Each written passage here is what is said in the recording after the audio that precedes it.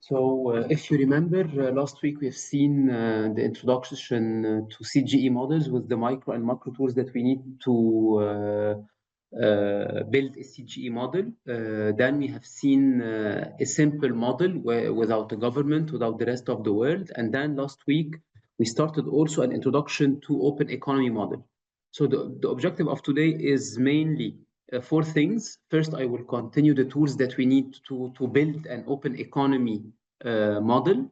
Then we're going to run a simulation and then see how we can interpret the output of the simulation in an open economy model with the government.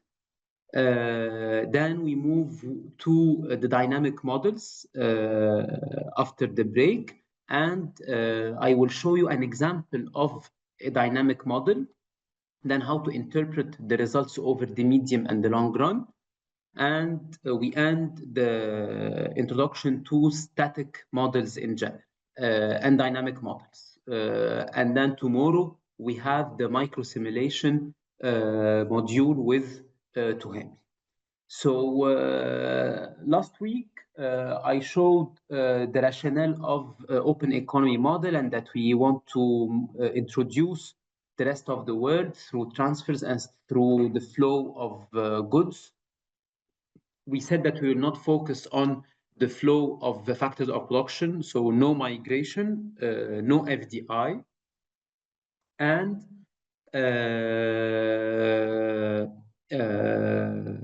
we assumed also that we have a small open economy in the sense that the economy is a price taker, not a price maker. And that's why we also started an introduction to the functions that we will use, which are basically two functions, constant elasticity of transformation and constant elasticity of substitution, that I will explain today.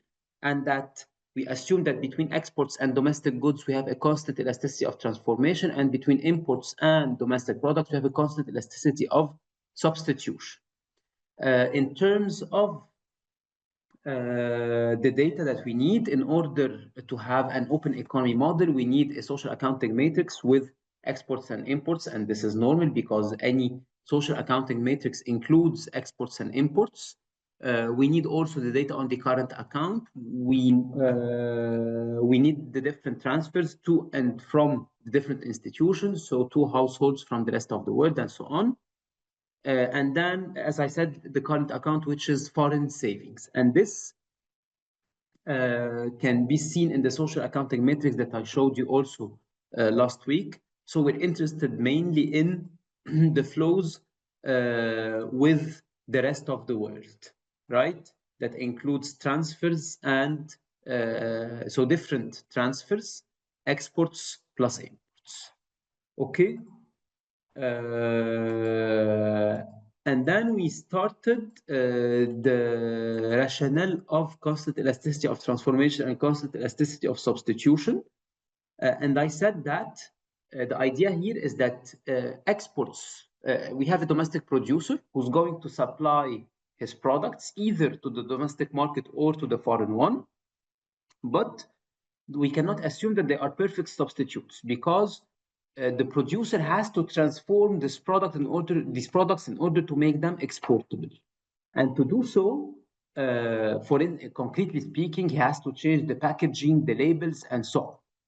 And mathematically speaking, to represent this, we use the constant elasticity of transformation. So we have an elasticity that we will see what does it measure, and we have a transformation of the products from domestic products into exported products. And symmetrically, we have also a constant elasticity of substitution because as a consumer, you have the option between consuming domestic products and imported products. And from the consumer perspective, there is a substitution because they are imperfect. I cannot assume that, for instance, a jeans coming from Zara is a perfect substitute to a jeans from Armani because Armani is of better quality. So this means that there is a vertical differentiation. So I have to take this imperfect substitution into consideration through the constant elasticity of substitution. So that's what we will see basically in the first part of today's lecture, how to mathematically derive the constant elasticity of transformation and the constant elasticity of substitution. And then we compare between them. So to do that, we start with a producer who allocates his output to maximize his sale revenues. So he produces a total quantity of XS, right?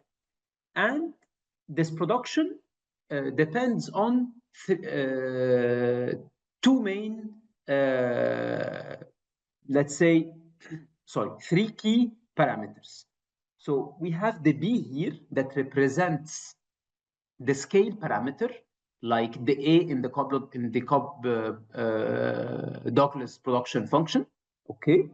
And then we have two parameters, beta and 1 minus beta, that represent the share of goods that go to the foreign market and the share of goods that go to the domestic market. And then we have the kappa that measures the parameter of transformability. And I will come back to this later. Okay? So those are the three parameters of the model, of the equation. Then we have two key variables, EX and D. EX and D, they represent exports and the goods that are sold domestically. Okay? So to better explain the rationale behind this kappa that we have here, we will define it as kappa, which is equal to 1 minus tau divided by tau.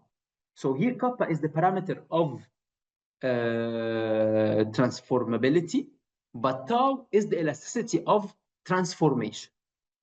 So the difference between both is that this parameter of substitutability ranges between negative infinity to -1, but the parameter tau is between negative infinity and 0. What does it mean? So the elasticity of transformation between products can be measured, as you can see here.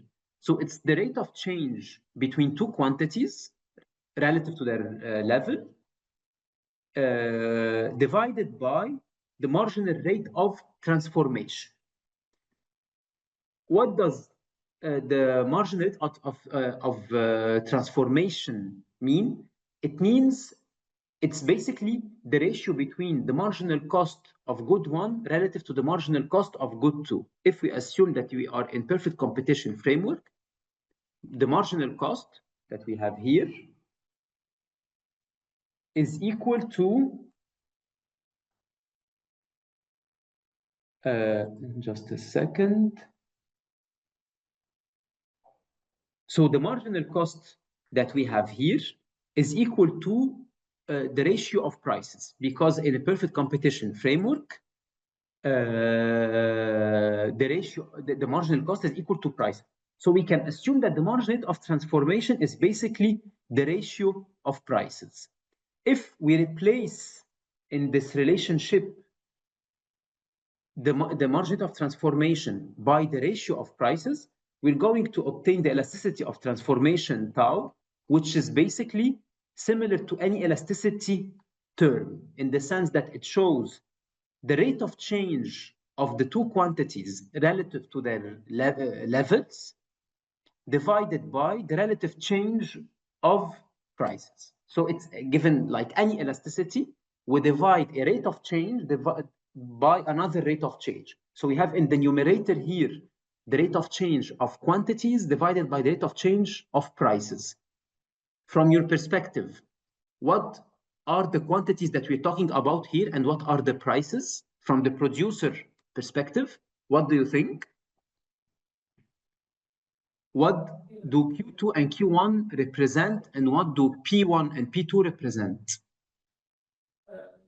Isn't it exported and imported goods? Not exported and imported. What else? Domestically produced and imported. No, domestically produced and exported, because I'm talking from the producer perspective. So from the producer perspective, the elasticity of transformation shows what is the rate of change in the quantities exported and sold domestically relative to the price, the rate of change in the prices of exports and domestic goods. Okay, so here again, I'm talking about the producer perspective. That's why I'm comparing what the producer sells domestically and what the producer exports. So this ratio gives us the elasticity of transformation between product, which is the tau that we have, which is the key parameter here. So is this tau parameter clear before we proceed? Any questions? Anything that's not clear?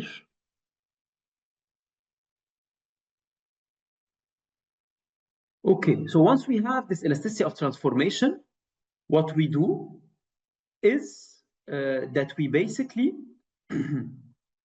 maximize this supply function and determine the first order condition. So it's relatively straightforward. We have two products that are not identical. So as I said, Q1 and Q2, in our case, exports and domestic goods. We have the kappa, which is the parameter of transformability, and we have the tau, which is the elasticity of transformation. And as I said, the elasticity of transformation ranges between -infinity and 0. So if we totally differentiate this relationship, the D of Q, so as I said, B is a parameter, it doesn't change. Beta is also a parameter. So the change in Q, if I totally differentiate that, I will, as you can see here, dq will be equal to dq divided by dq1, because that's the first variable that can change when dq1 changes, plus the derivative of q2 relative to q2 when q2 dq2 changes. Okay, so here I'm totally differentiating my q relative to what? Relative to the two variables of interest, which are q1 and q2. So I will proceed with that by so in order to calculate this, I have first to determine what is the value of dq1 when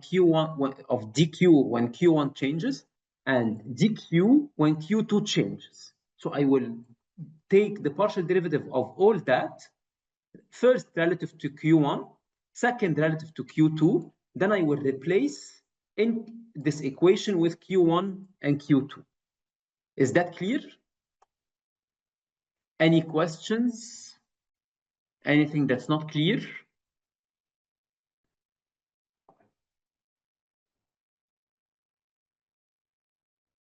No questions? Okay, so if we take the partial derivative of q relative to q1, we do the simple first order condition. As you can see here, I'm detailing all the steps of the optimization, and you will get this in the slides. And as you can see here, we finally obtain the value of dq1 relative, the partial derivative of q relative to q1 as a ratio between q divided by beta, the transformability parameter, the share parameter, and the value of q1. If we continue just some mathematical manipulation, we finally obtain this relationship. We obtain this relationship here. So here, sorry, not this one, the next slide. Yes, this one. So we obtain this relationship. So basically, when q, the partial derivative of q relative to q1 is equal to the share parameter, the scale parameter, total supply, and the quantity of q1, in addition to the parameter of substitutability. So the first step was to take the partial derivative of Q relative to Q1. Then I will repeat exactly the same procedure, but relative to Q2. So I will maximize Q relative to Q2, determine the first order condition, and I will obtain, again, the value of Q2, okay? The value of Q2, as you can see it here. So in this relationship here. So that's the value of Q2. And again, it includes the share parameter, the scale parameter, Q and Q2. As you can see, they are symmetrical, right? Now I will combine all this in one relationship. So I will have dq, which is equal to partial q divided by partial q1 when q1 changes, plus the partial of q relative to q2 when q2 changes. I will replace the value of what I got from the first partial derivative, which is here, then what I got from the second partial derivative, which is here, and I will equalize this to 1 because over the same isoquant, the quantity doesn't change.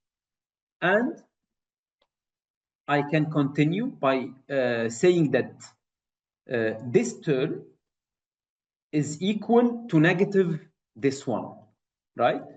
What we have here. Bearing in mind that the margin of transformation is equal to dq2 divided by dq1, then I can rewrite or rearrange this in order to have a similar notation to the marginal rate of transformation between the two products. So I will take dq2 and I will divide it by dq1, which will give me this term divided by, so this term will be divided by this one, right? And as you can see, I can have a lot of similarities. So at the end of the day, I will arrive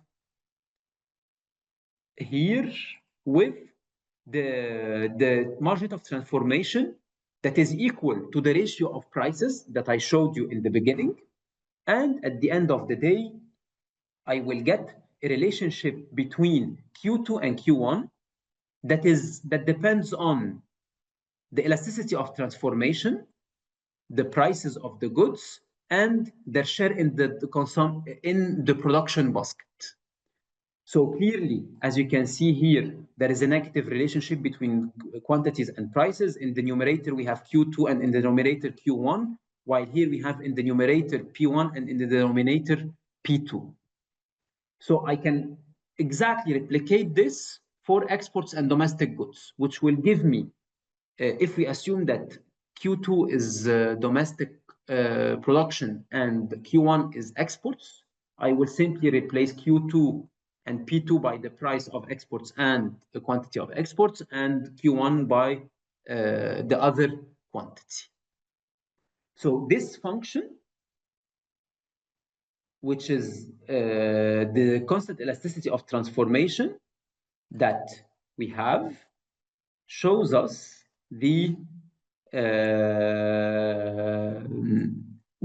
how we can have an imperfect transformation between domestic goods and exports that will depend on the ratio of prices, their share in what we consume, in what we produce, and the elasticity of transformation.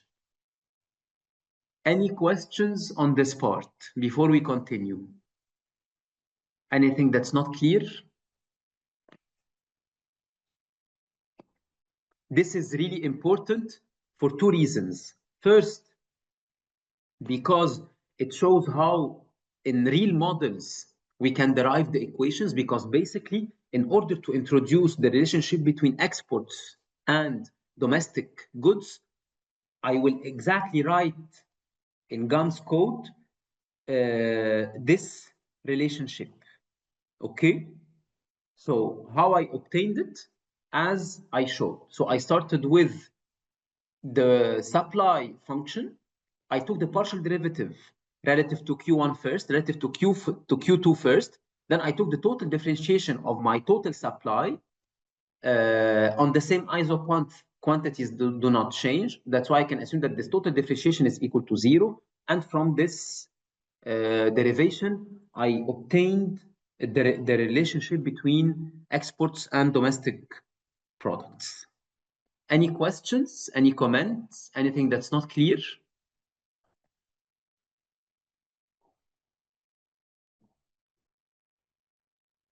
Okay. From your perspective, how shall we proceed with the constant elasticity of substitution? I will randomly ask someone, Omar Nabil, would you please tell us what do you think about the constant elasticity of substitution? Hi, Shahir. I think it has to do with the substitution between labor and capital. No, I'm talking here about the constant elasticity of substitution between imports and domestic products. So how can we replicate this for imports and domestic products? Imports and domestic products. Yes.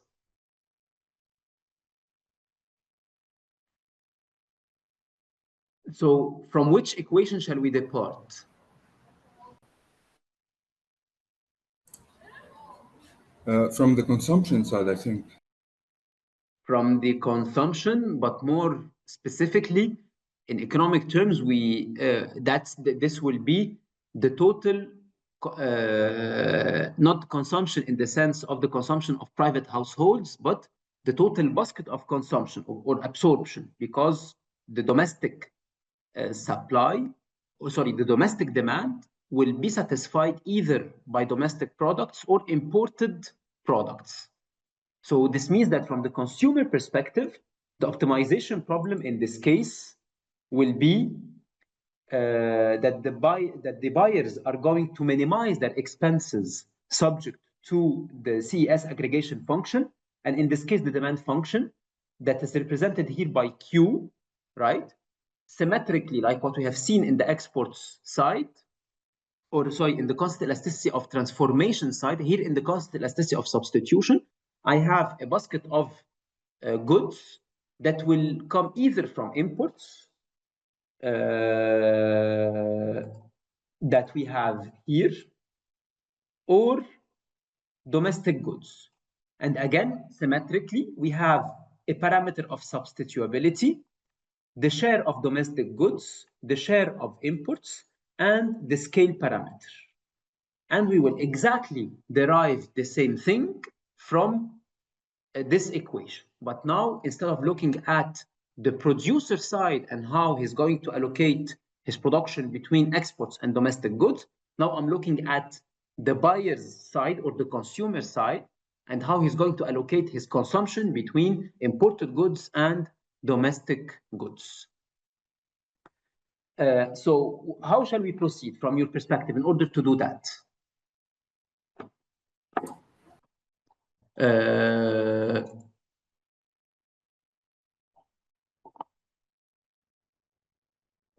Randomly also, Nancy, what do you think? Any insights? Sorry, can you please repeat the question because I got disconnected for a few seconds? Sorry? Sorry, would you please repeat the question because I got disconnected for a few seconds? So my question is, based on this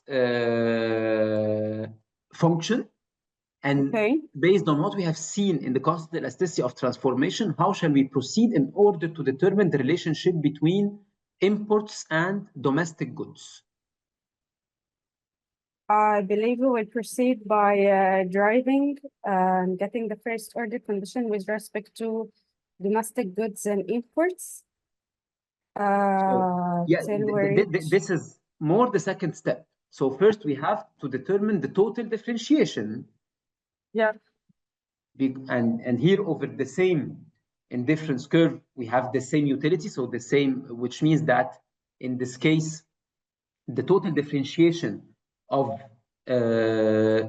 dq will be equal to 0, but then I will calculate dq, which will be basically the partial derivative of dm and q d. relative to what? dm, M, exactly. And right. then dm And d, yes. and dq D, relative to the capital D, which is domestic, the domestic represent goods. domestic goods, and then which means that I will need to determine the partial differentiation of q relative to m, of q relative to d, right?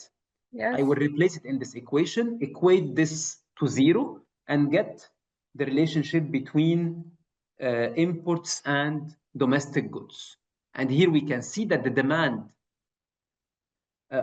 for imports relative to domestic goods, again, will depend on their prices, the share of their share in their share in the budget, in the consumer's budget.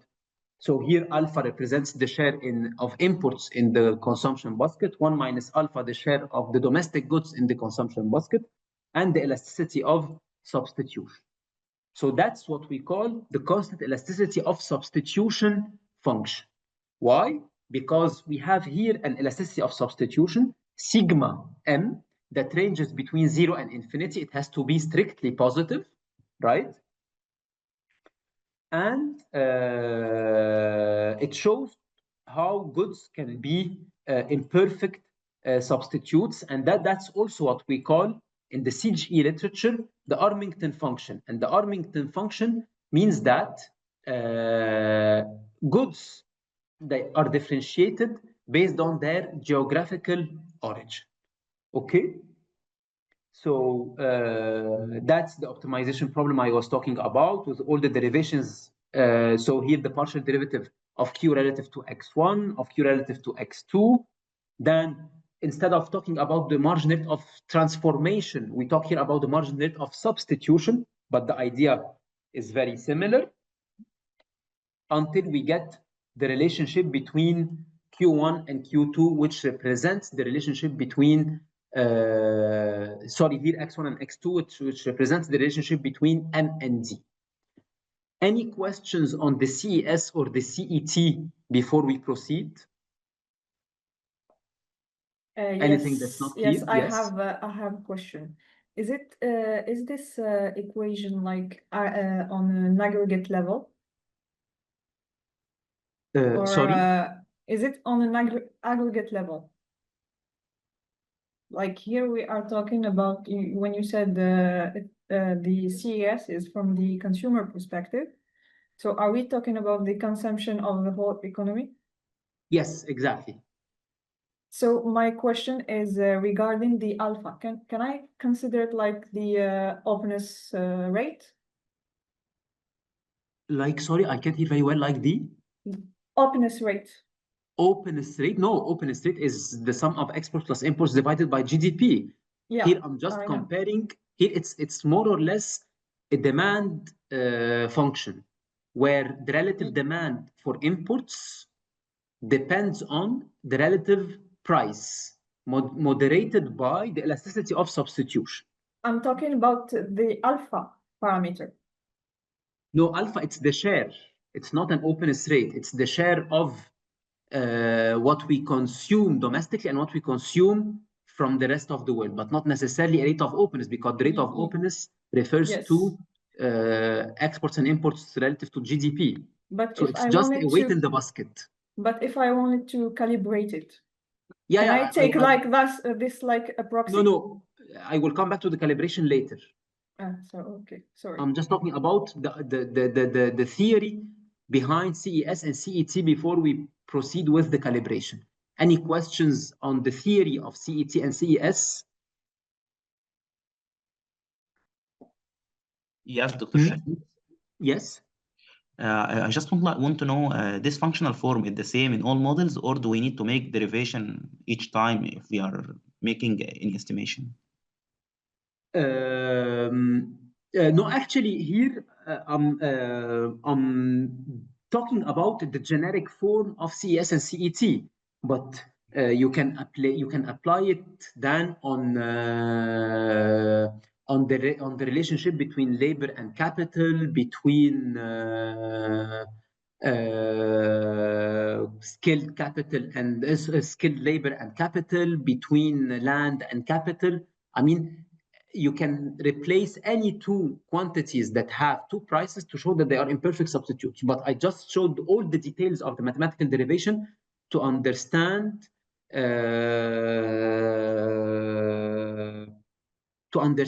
how we derived that. Okay, thank you. Any other questions? Okay, so to summarize all that, we have here the constant elasticity of substitution and constant elasticity of transformation. The constant elasticity of transformation is applied on exports. The constant elasticity of substitution is applied on imports. In the constant elasticity of transformation, we have a parameter of transformation, which is kappa. From kappa, we can determine the tau, and the tau is the elasticity of transformation, which is equal to 1 divided by 1 plus kappa. For the constant elasticity of substitution, we have here a parameter of substitution, which is rho. Rho is equal to 1 minus sigma divided by sigma. If I rearrange, I will obtain the elasticity of substitution, which is equal to 1 divided by 1 plus rho. And then, to answer Asma's question, in general, not all, as Dorothée said last week, not all the parameters that we have in a CGE model can be directly calibrated from the model. In some cases, they are difficult to calibrate, so we have to get them from other sources. That's why in the case of the CET and the CES, in general, for the elasticity of transformation and the elasticity of substitution, we get them from the literature, or we estimate them econometrically if we have data, right? So if we have data, I can estimate how I can transform exports and domestic goods and how I can substitute imports with domestic goods. If I don't have the luxury of estimating those parameters, I will have to get them from the literature. So for the tau that we have here and the sigma, in general, they come from the literature. However, for back to the two equations that we had before, so this one here, what do we have here? So we have this parameter will be taken from the literature. Prices are endogenous and calculated in the CGE model. Imports and demand are endogenous and come from the CGE model. Alpha, in this case, can be calibrated because it will be the only unknown, right? So if I get the alpha, I can get the 1 minus alpha. And if I calculate the alpha and 1 minus alpha, I can calculate here the A. So that's the order. Again, just to answer Asma's question, in this case, basically, in CGE modeling, the order is very important, of reasoning, I mean. So that's why this term will be either estimated econometrically or obtained from the literature. Prices in general are calculated by some equations in the model or are normalized to 1, depending on the model itself, right? Clearly, we cannot normalize import prices to 1 because we have tariffs. The domestic demand and imports, they come from the social accounting matrix, which means that at the end of the day, the only unknown that we have is alpha. I have one equation with one unknown, I can resolve it. So this means that I can calibrate alpha from this relationship. And once I calculate alpha, I can calculate also 1 minus alpha. Once I calculate alpha through the calibration process in the CGE model, I can say that A will be equal to Q divided by all this term, right? And all this term is not unknown. Why it's not unknown? Because I have the D and the M from the social accounting matrix. The alpha and 1 minus alpha are calibrated from this relationship. The rho, which is the parameter of substitutability, can be calculated from the sigma.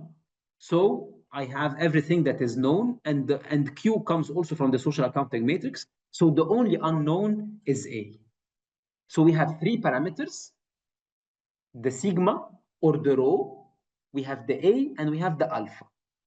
Sigma or rho, they come from the literature. We calibrate first the alpha, and second, we calibrate the A. That's in the constant elasticity of substitution function.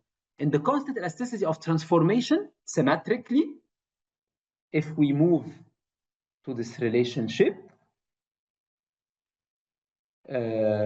here, so here we have, once again, we have the domestic demand and exports, they come from the social accounting matrix.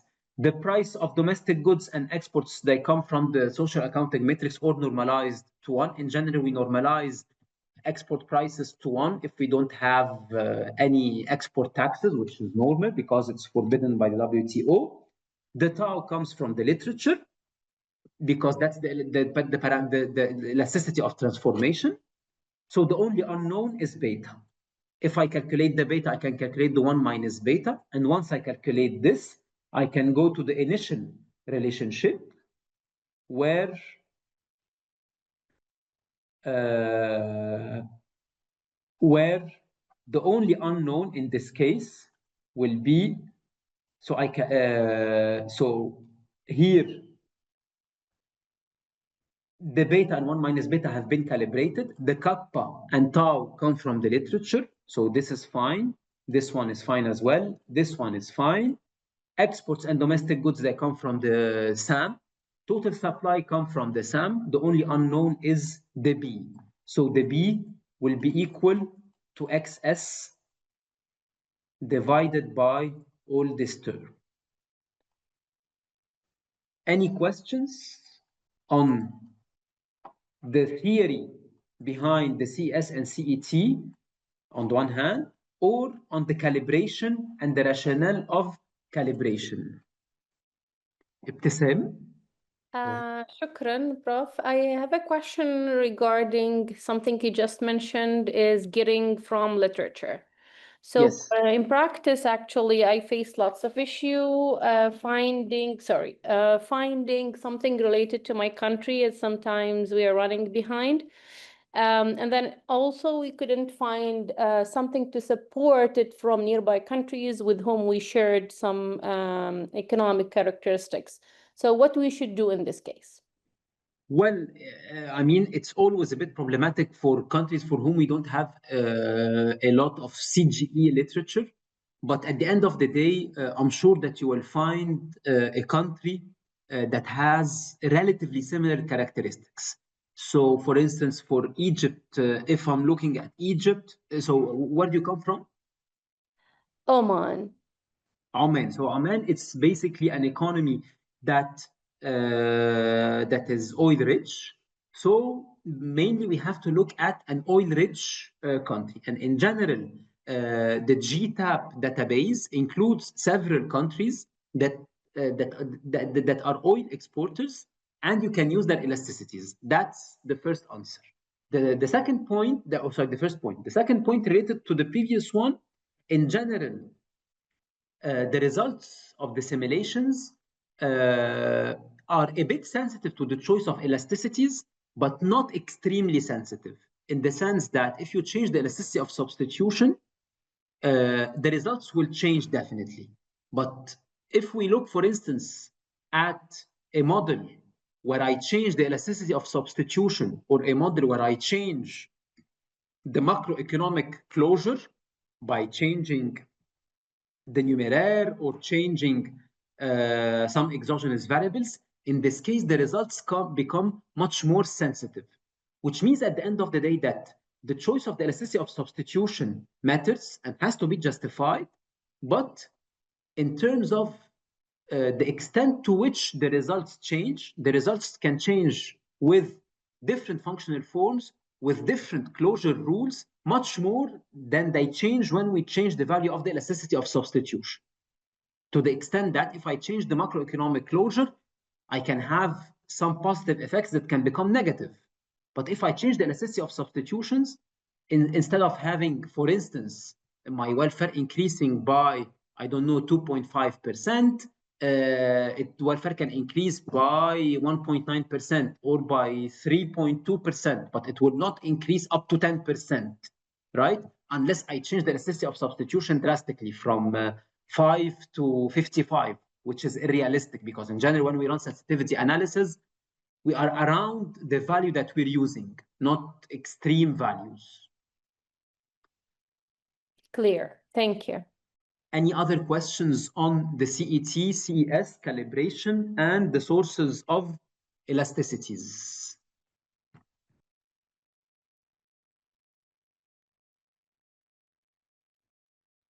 Hi, Shahir. Just one question. Yes. So when we normalize the price and if we suppose that the domestic price we have subsidies, is it not very strong assumption? Definitely, I agree with you, and that's why I said not all prices have to be normalized. I mean, if I have some subsidies for some domestic products, then in this case, I will first calculate the producer price.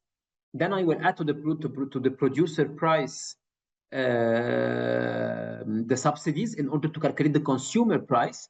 Then with the consumer price, the domestic goods and price of imports, I will calculate the price of the final basket, which will be a weighted average of the domestic goods and imports. And again, I cannot normalize the price of imports because I will add to them tariffs.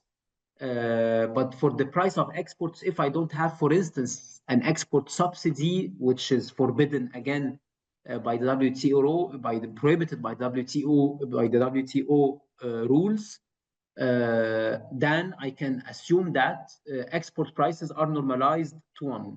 So everything will depend on two things. First, on the data that I have and the equations that I have in the model that help me calculate some prices and normalize the others. Okay, thank you. Other questions? Other questions on CET, CES? This part is really important because for me, that's really the core of open economy models, especially in the CGE literature. No more questions. So after we have seen the details of the derivation of the CES and CET, now we look at the main blocks that we have. And in general, I will show you example from the PEP model. And in the PEP model, it's exactly what I have shown you. That's why in the derivation, I derived this in details. That's basically the supply equation with the scale parameter, the shares, exports and domestic goods, the transformability parameter, the elasticity of transformation with the price of exports and domestic goods, the shares, the quantity that is supplied domestically or that goes to exports.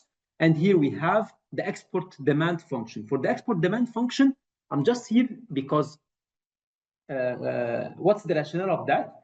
Here in this equation, am I talking about the export demand or export supply? What do you think? In this equation here, equation 2, is it export demand or export supply? Supply. It's export supply because I'm looking at the producer side, right? So given that it's export supply, I have to find a way to calculate the export demand.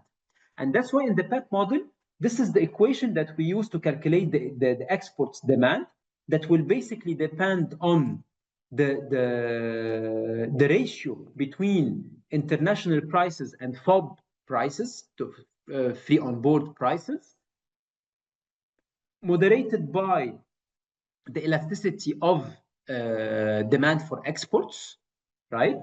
And here we have again another scale parameter that represents the minimum, more or less like the minimum, similar a bit to the minimum consumption rationale, in the sense that we have a scale that determines the equation, like an intercept for the equation. Okay, so that's the CET that I derived, and here that's the CES with Q, so the total demand, with the scale parameter, the share of imports, the share of domestic demand, imports, domestic goods, the parameter of substitution, and the elasticity of substitution, with the price of domestic goods, the price of imports, their shares and imports. To summarize once again, in the,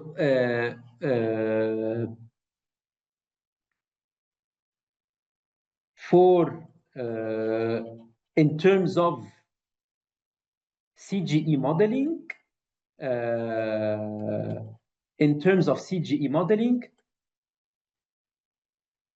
let's do this exercise. Gracia? Yes. So from your perspective, what are the parameters on the slide that we will get from the literature? So from the literature, that would be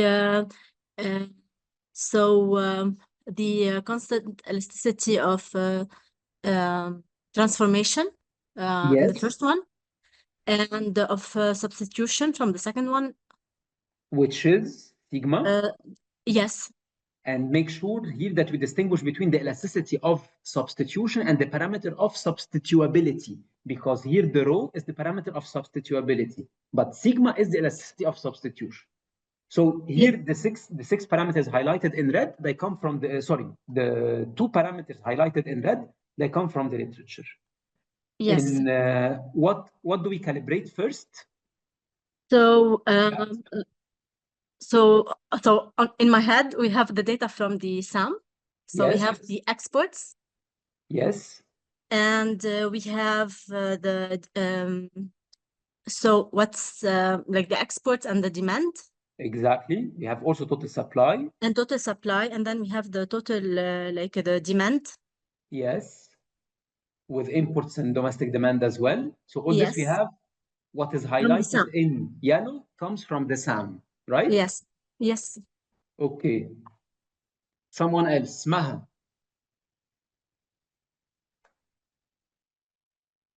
So Maha, which parameter do we calibrate first based on that? What do you think? I think the elasticity of substitution between exports and demand. No, this one we can't calibrate because this one comes already from the literature. Here, the first parameter we will calibrate will be either the beta that we have here or the alpha, because as I said, the prices can be calculated from the model, right? Or normalized to 1. So the first parameter highlighted in green will be first calibrated. Yes, the beta. Yes. And once we calibrate this, which parameter remains to be calibrated? What is the last parameter that is not calibrated on the slide? Alpha and B and A. B and A, exactly. B and A. So once I calibrate alpha, I can calibrate the A, and once I calibrate the beta, I can calibrate the B. Is that clear? Any questions? Anything that's not clear?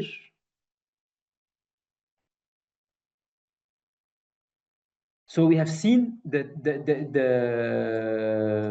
I just have one question. Yes. So, for example, in the case of countries that have some taxes on exports, for example, on wood in some African countries. So, for example, since we are talking about one parameter for all the economy, how do we distinguish in this case? Because, for example, in these specific cases, there would be taxes on exports.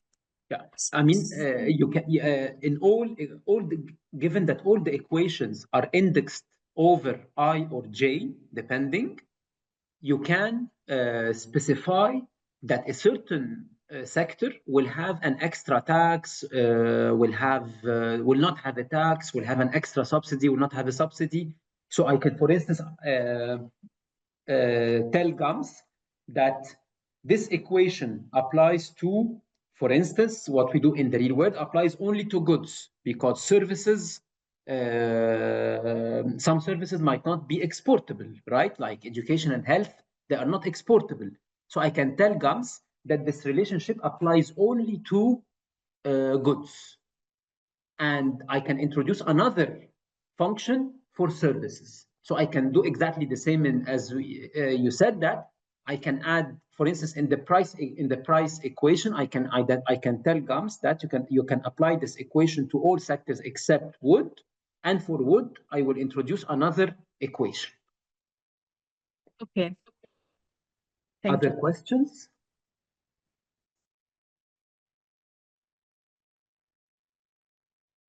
Okay, the second block includes prices, and here, as you can see, we have the price of imports, the domestic price of imports that is equal to the world price of imports multiplied by the exchange rate, multiplied by the tariff, multiplied by the domestic tax.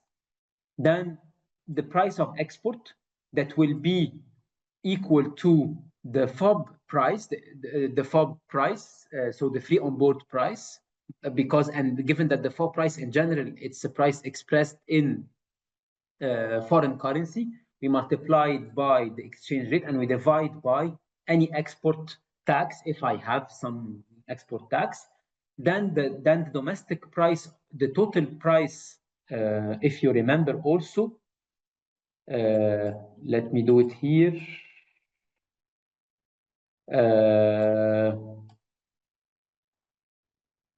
So we have the Q, right?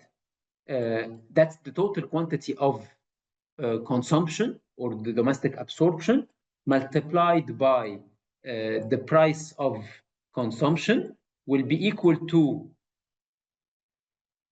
the domestic price multiplied by the demand plus the import price multiplied by imports.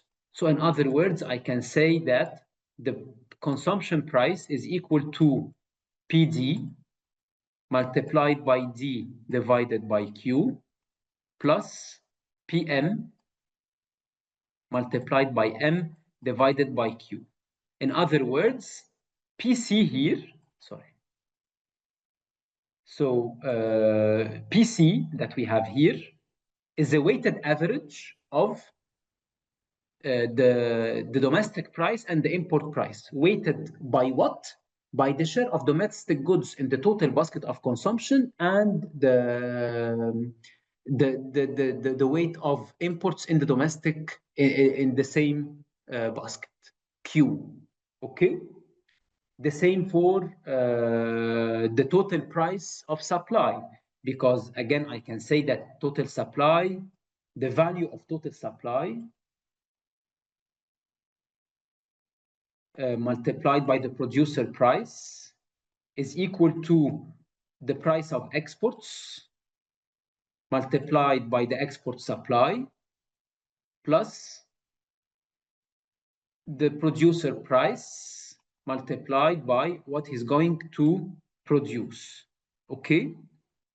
And so I can say in this case that the overall price P of the production or supply is equal to a weighted average of the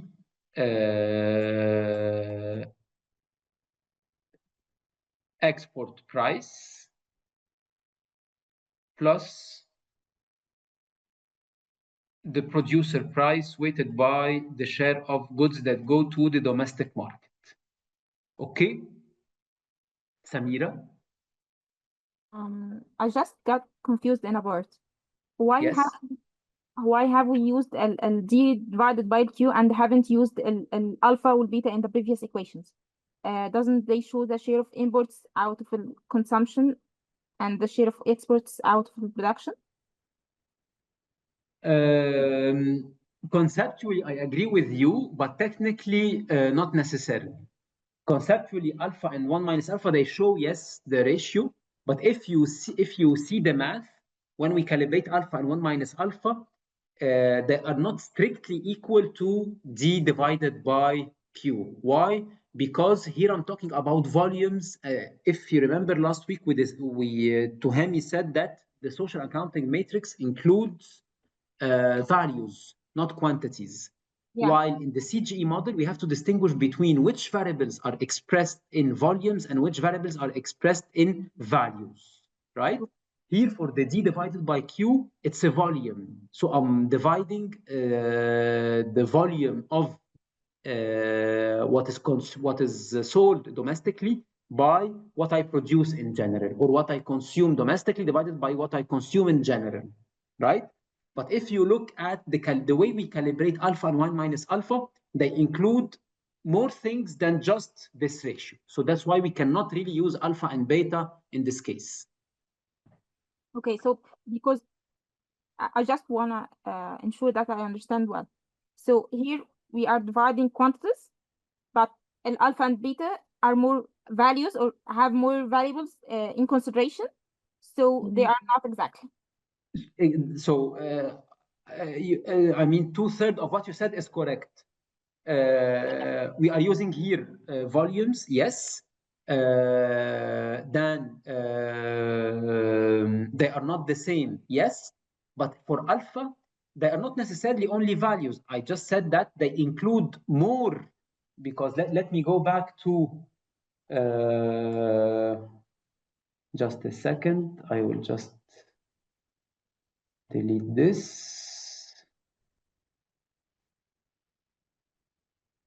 So if we look at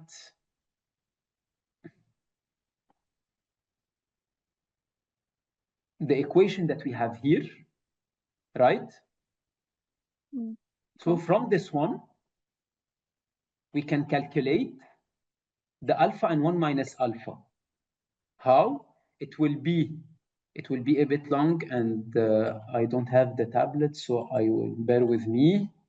So it will be m divided by d, right? To the power what? Mu minus theta. No, I'm looking here at this relationship. Yeah, it's 1 over theta. 1 over sigma, right? Which is equal to alpha divided by 1 minus alpha multiplied by PD divided by PM, right?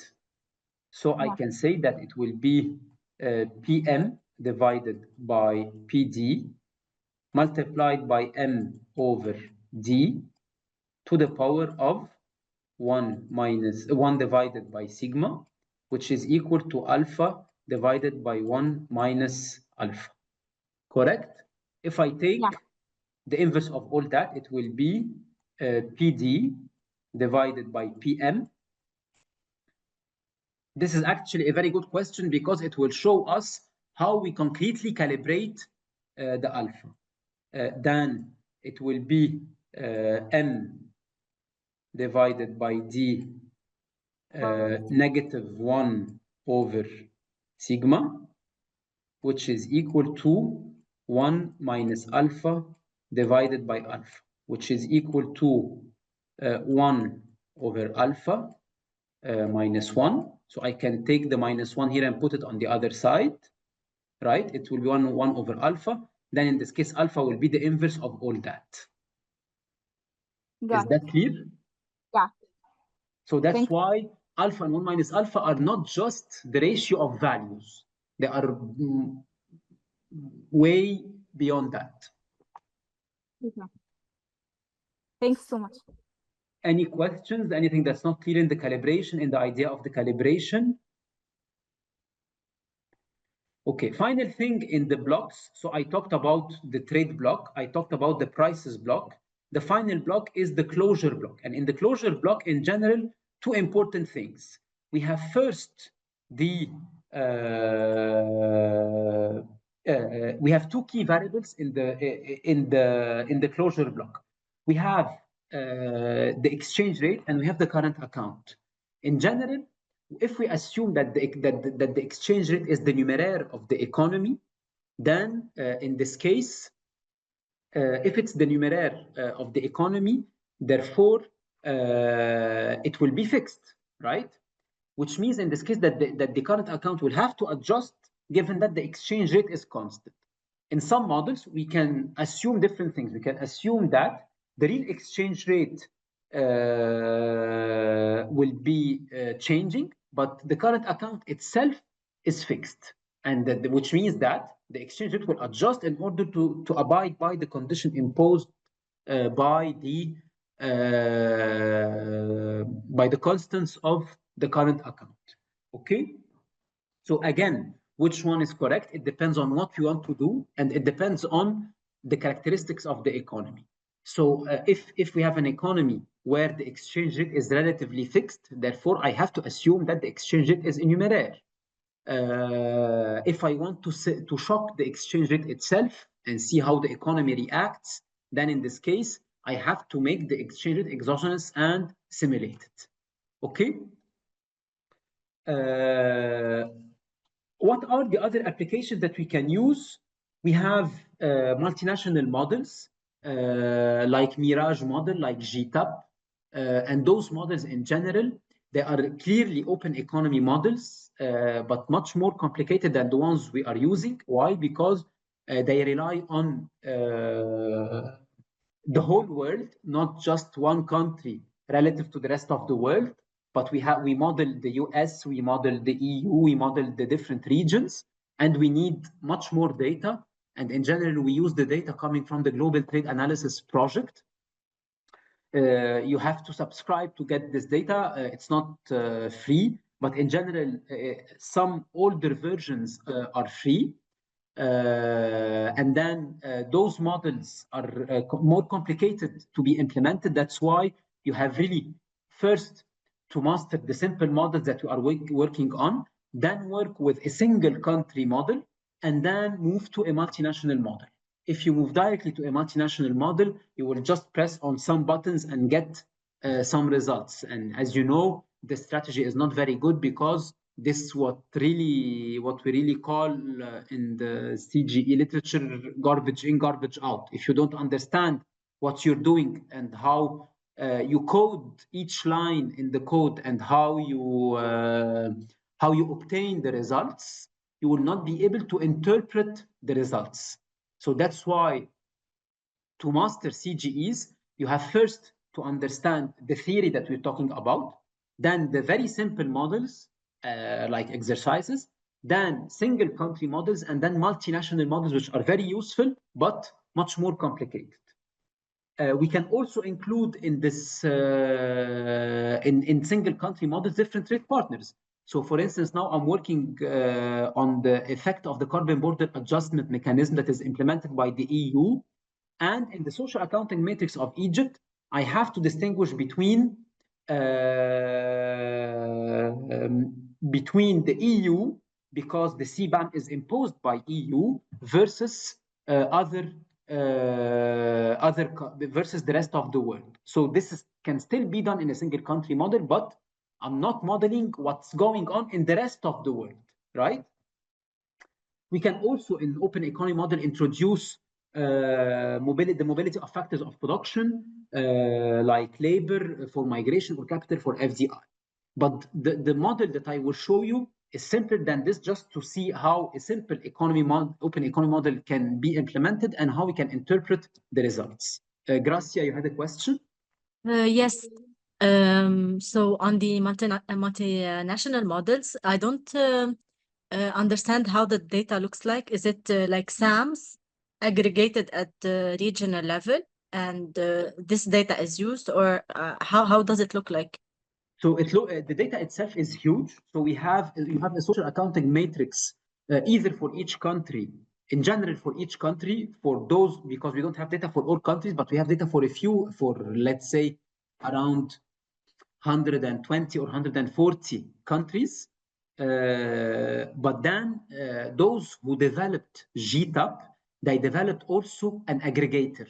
So if, for instance, I'm not interested in the details of all MENA economies, I can aggregate them to one region called MENA region, right?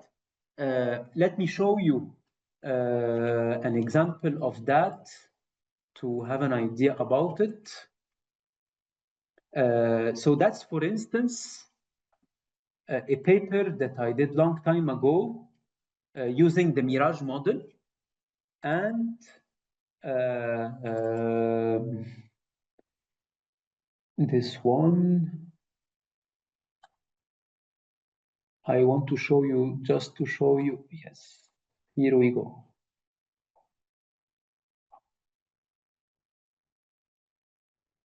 So can you see the screen? Yes.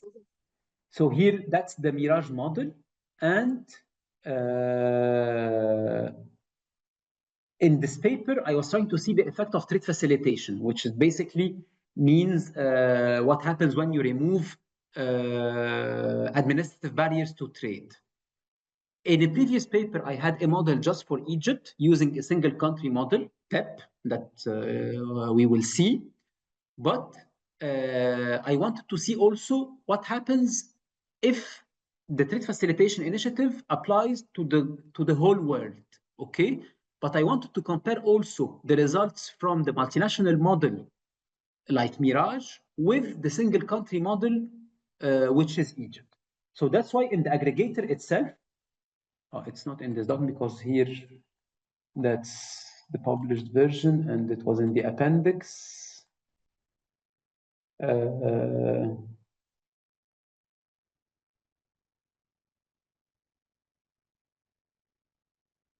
Yes. So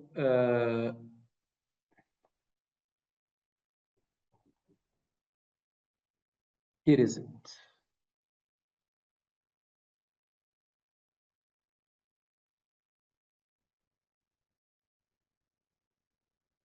So as you can see here,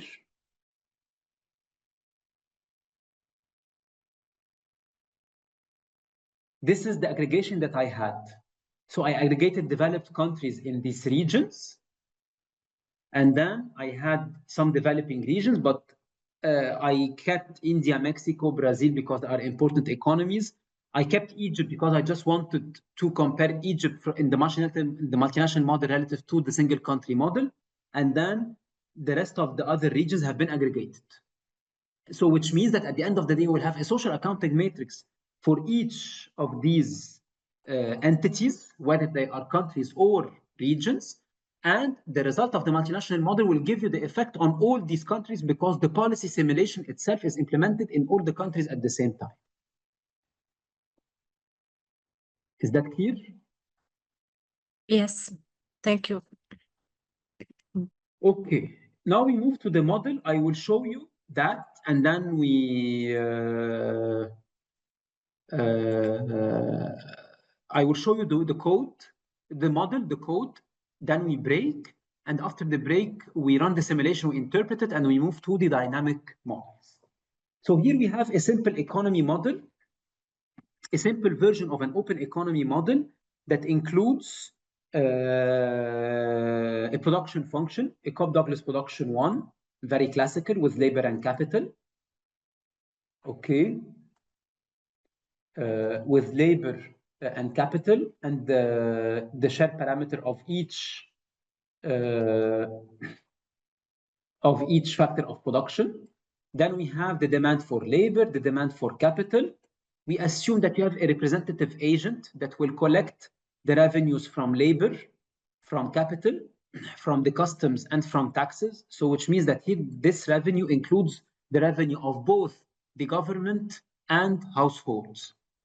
Then we have the consumption the budget constraint, where the price multiplied by consumption is equal to the share spent on each good in total revenue, then the total supply that will be either exported or sold domestically, total supply of labor, total supply of capital. Here, that's the CET and the CES that I showed, but simplified version of them. The domestic price that is equal to the producer price plus the tax. Then the consumption price, which will be a weighted average of the domestic price and the import price. Import price, which is equal to the world price multiplied by the domestic, the custom duty, and then the same for the demand for exports, and how it depends also on the tariffs imposed by the rest of the world. And finally, we assume that we have a trade balance that is equal to zero, in the sense that total values are equal to the total value of exports are equal to the total value of imports, given that it's a simple model where I just have one partner. So basically what I'm exporting should be what my partner is importing, right? So those are the equations of the model. Anything that's not clear in the equations and the rationale? Clearly here we have 15 equations, but we might have more because some equations are repeated for more than a sector. Okay? Now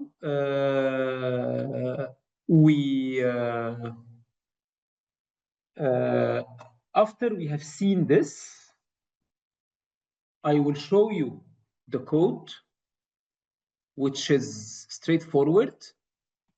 So you can see GUMS, right? Can you see GUMS? Yes. Okay. So is it clear enough or not? No, please zoom. Yeah, I would appreciate it if you can enlarge it, please. Okay. As I don't use. It must be in the view section. Yes. Zoom in.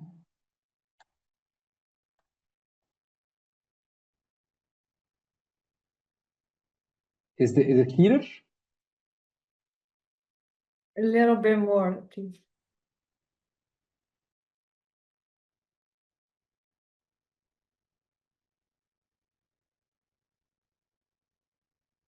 So we call this model simple model and open simple model, government simple model with open economy.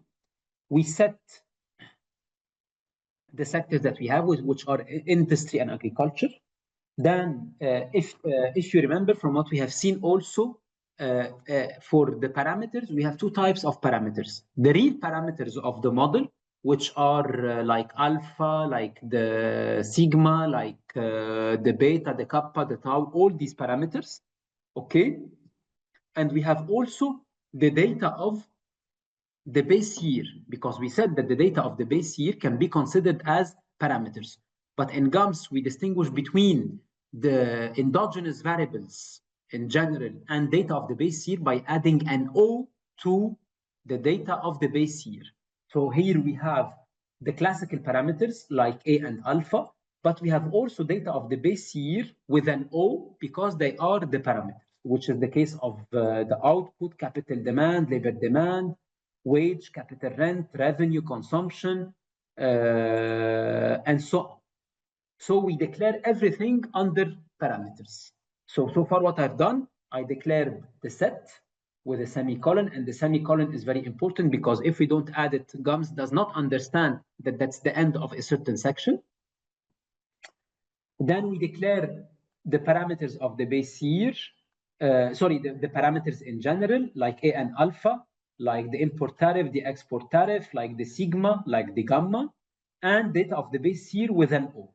Okay, then we declare our variables, So here, those are the variables of the production function.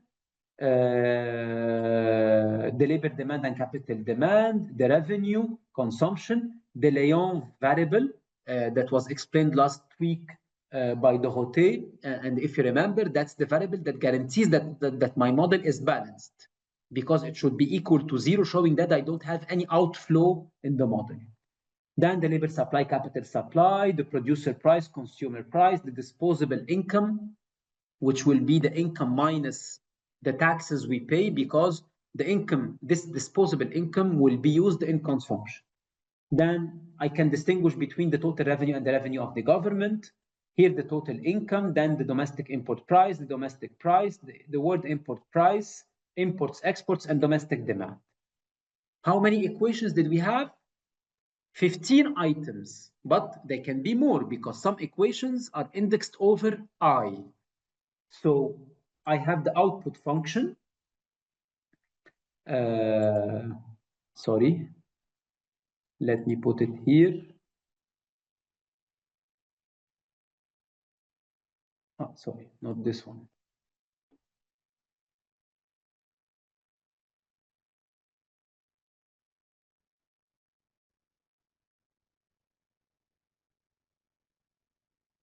So you can see this list of equations, right? Can you see the list of equations with gums? Yes. Yes.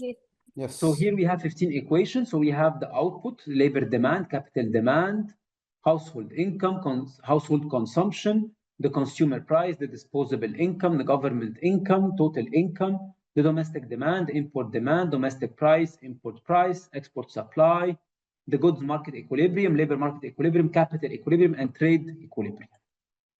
Right? Let's count the equations. So I will call each one of you and you tell me how many equations do we have. Emre? So the first equation, how many equations do we have for output? Here, this one. For output? Yes. How many equations do we have? It is 1? No? No. Why not one equation? How many sectors do we have? 2. Exactly. So which means here that we have the output identified over industry and agriculture. So we have 2 equations, correct? Is that clear? Not for me. Can you explain again? So here, output is indexed over I, correct? Yes. Yes.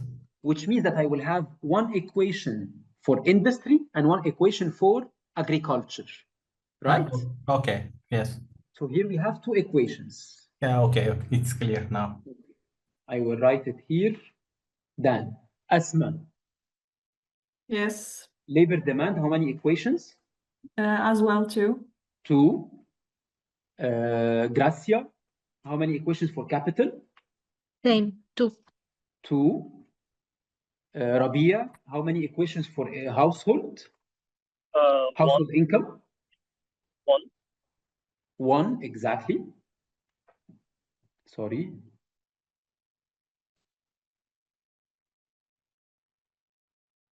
One.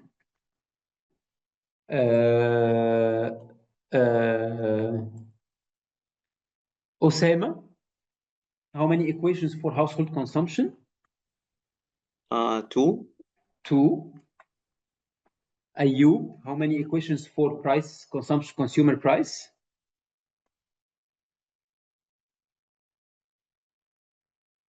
Ayub.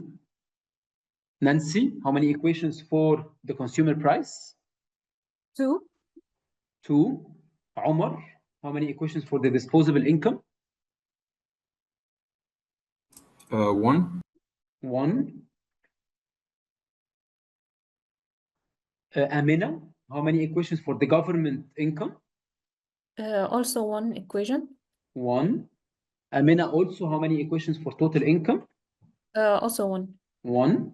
Samira, how many equations for the domestic demand? 2. 2. Import demand, how many, Samira? 2. 2. Maha, how many equations for the domestic price? 2 equations. 2 equations. How many equations for the import price? 2 also. 2 as well. Omer, how many equations for export supply? I guess. Sorry? 2, I guess. 2, exactly.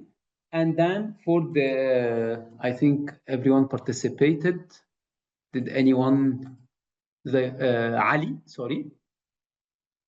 2. Exactly, 2.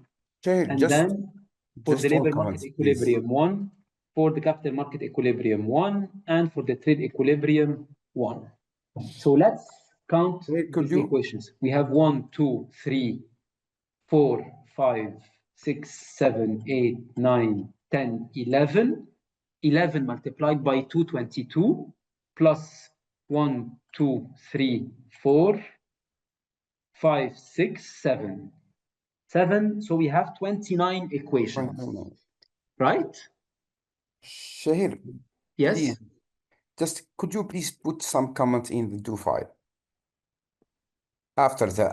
Before sharing the do file, just comments like what? Comment, explication, for example, some explication, when we. Yes, such as what exactly? For example, here, when we talk about the E, and we said that we have two sectors. So we put just comment, for example, we suppose that we have 2 sectors only. Such before sharing do file, just. No, because if I don't do it now, I will forget. So that's why I want to make sure that everything we talk about is here now. Yeah. Okay. Yeah. Thank you. So now we have 29 equations. How many variables do we should we have? 29. 29. No, my question was a bit vague, and your answer is not accurate. I will ask the question. Yes. I apologize. I just have a question, but No, I can't hear you very well. Sorry, because I'm on the road. Now, can you hear me? No. I will try to speak louder. Can you hear me now? Yes. Okay, so my question is about the number of equations. You said the 29, but since we do have the loi de Varlas, shouldn't be 28? No, wait. I said the question, or no, wait. Here we counted only the number of what? Equations, right? Right. So when I asked the question, I said, how many variables do we have? In theory, we can have an X number of variables, but what we should have is 29 endogenous variables. Otherwise, the model will not be identified, right? So that's why after the break, we will have to count the number of variables and see to what extent we deviate from whether we have 29 endogenous variables or not. And based on that, we will choose the exogenous variables. And I will come back to your question regarding the Léon variable. Okay? Okay. So it's so far what we've done, is that clear? Yeah. Yes. So to recap before we break, today we have gone through the basics of the open economy model. We derived with details this constant elasticity of transformation, constant elasticity of substitution. What do they mean? How we can calibrate them? What are the data requirements? What are the applications? And the basic model of the open economy. Now it's 4:30. We will break for 15 minutes, and we resume at 4:45 with the rest of the model, the simulation, and a quick introduction to the dynamic models. Any questions?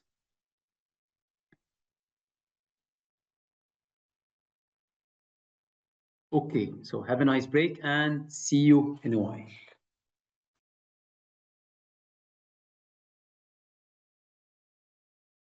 Let's start.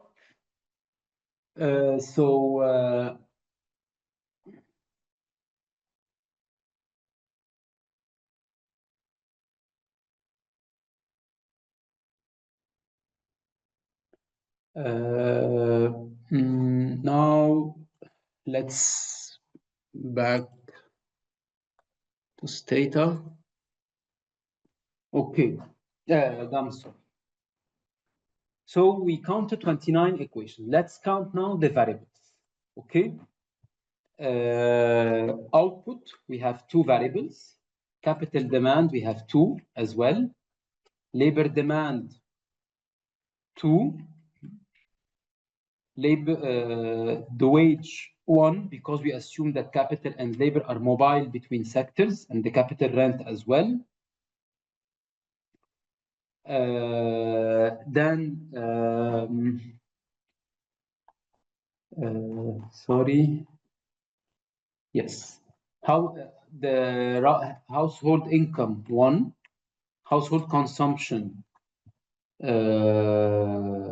2, because this will depend also on by each good. Then the law of Walras 1 equation, labor supply 1, capital supply 1, the producer price 2 because we have 2 goods, the consumer price 2 because we have 2 goods, the disposable income 1, government income 1, total income 1, domestic import price 2, domestic price 2, world import price 2 because we have 2 goods, imports we have 2 goods, and exports we have 2 goods, and the domestic demand we have 2. Let's count down. So 1, 2, 3, 4, 5, 6, 7, 8, 9, 10, 11, 12. 12 multiplied by 2, 24, plus 1, 2, 3, 4, 5, 6, 7, 8, 9. 9 plus 24. 9 plus 24, it's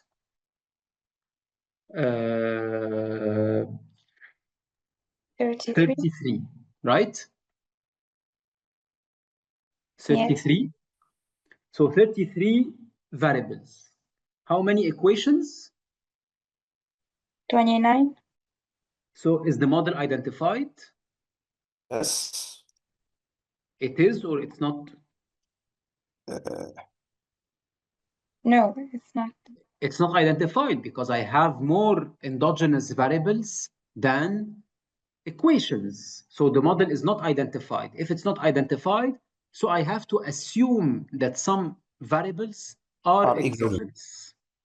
Here it might be simple because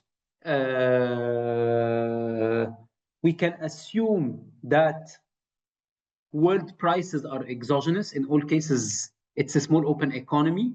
So I can here assume that these two prices, the world import price are exogenous. So if I subtract 2 from 33, I have how many? 31. 31, right? So I still have 2 variables to go in order to make the model identify. What I assumed here was that labor supply and capital supply are constant and that world prices are constant, which means that I subtract from the 33 variables the 2 world prices plus the labor supply and the capital supply. Why can I assume that capital supply and labor supply are constant?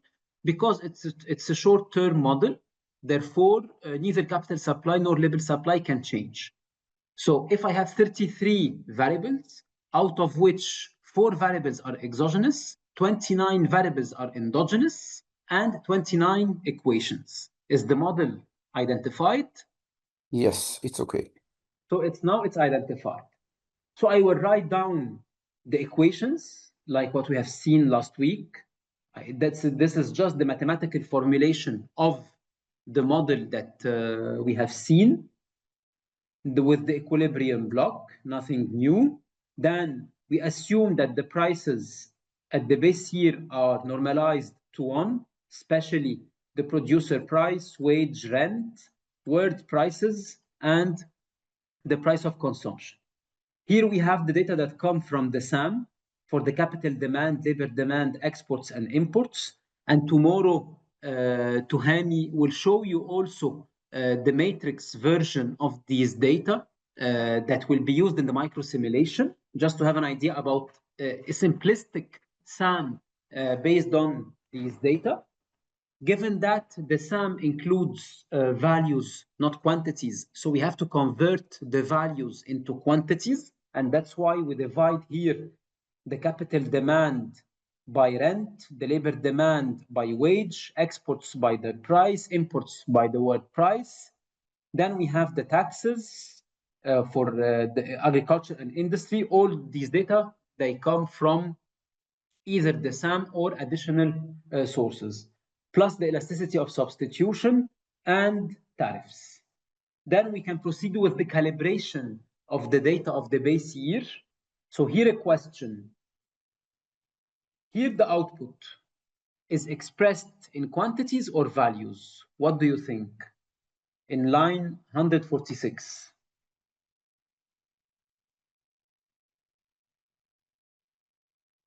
Is it expressed? Sorry? In quantities, I think. In quantities, exactly. Why in quantities? Because it's based on the capital and labor that I declared here, which are now in quantity or in value. It is, if I divide them by their prices, so they become quantities, yes. right? Right. And actually, this is very important in CGA, and we have seen this last week, because if I put this equation here and not there, here the Y will be calculated based on values or quantities? Values, because Values. And is- this will lead to an invisibility problem. Yeah. So that's why we have to make sure that the order is correct. Then we calibrate the alpha, the AI, the labor supply, which is equal to the sum of labor demand, and the capital supply, which is equal to the sum of capital demand, the gamma in the trade equation, the price of the domestic price, which is equal to the producer price multiplied by the tax, domestic goods that are equal to supply minus what is exported, the import price, which is equal to the world price multiplied by the taxes, and so on.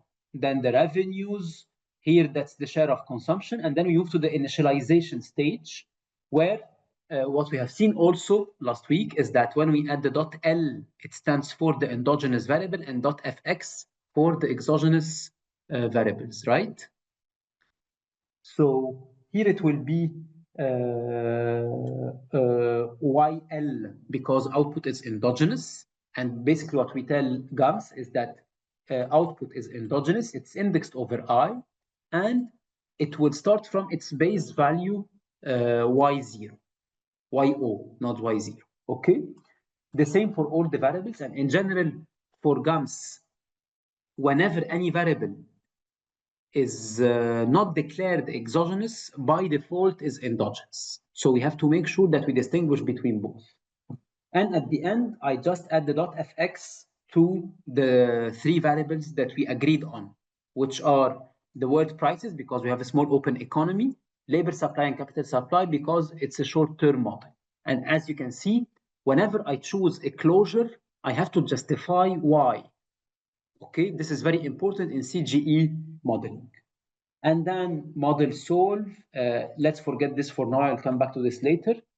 Then model simple, all, because I want GAMS to solve the whole model with the solver CNS, and then this will be the extracted table that includes the base year, sorry, the name of the variable, okay, the sector, the value of the base year that we have here, the new level after the simulation, and the rate of change, okay? Any questions so far on the code? Amina? So if you can go back, can في loop and then there's put. What does put mean? Is it input? Put is put it's like put that in yeah, put what I'm asking for here in terms of the rate of change, the base, the value in this table. So Okay. it's the verb put, but it's a command. Okay. Other questions?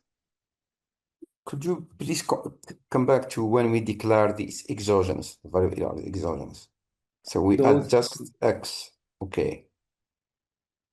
So for the exogenous variable is .fx. For endogenous, it's .l. L stands for level. And fx for fixed.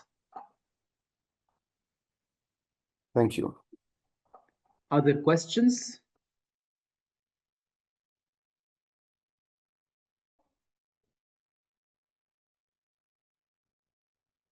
Excuse me, and the command for solving the model, CNS stands for what?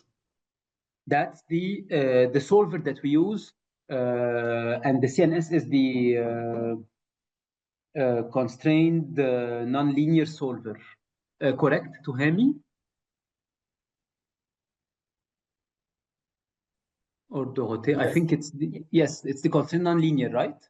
Yes, CNS is to solve a nonlinear model when we have the same number of equations and variables, and we have no objective function to optimize it. Yes. So when we add a variable or a function to optimize, we will change the CNS. CNS is only to solve a square system. Okay, thank you.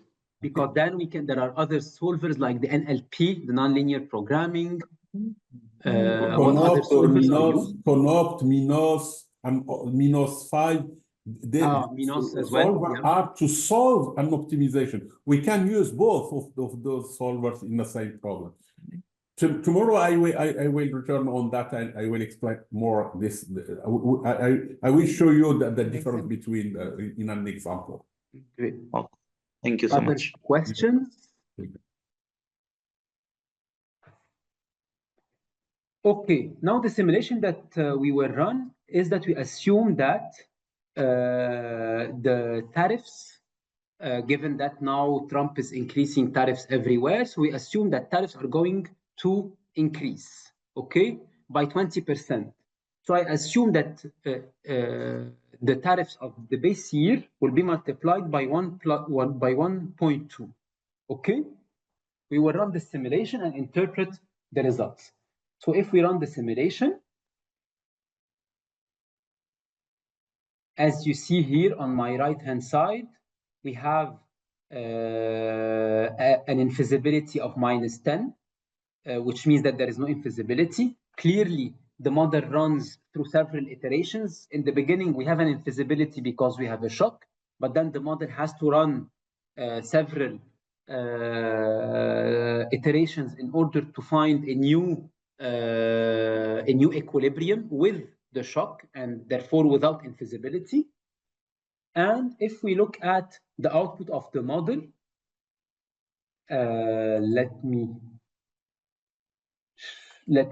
so here the code that we have will give us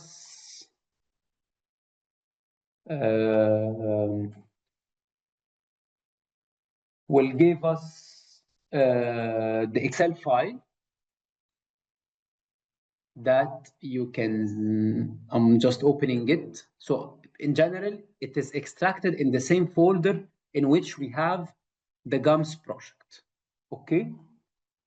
So that's the result of the simulation, okay? So in general,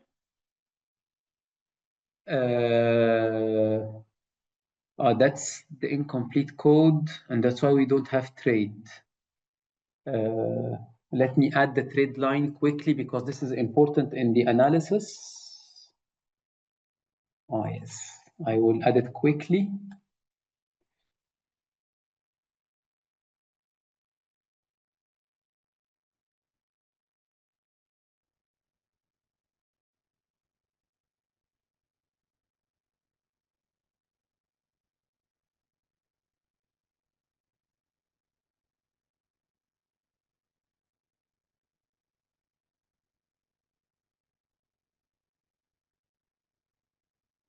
Yes, I think this version is also fine.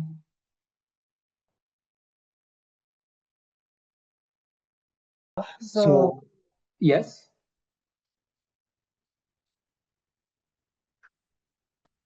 So here the simulation again we run is, I'm not sharing, sorry. I will share.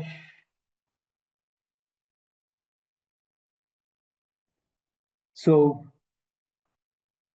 I will run this one. And again, we have a feasible solution to a square system with the code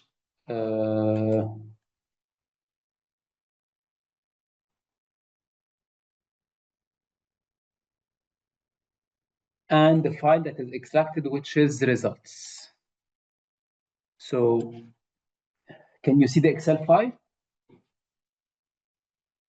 Yes. Yes. Okay.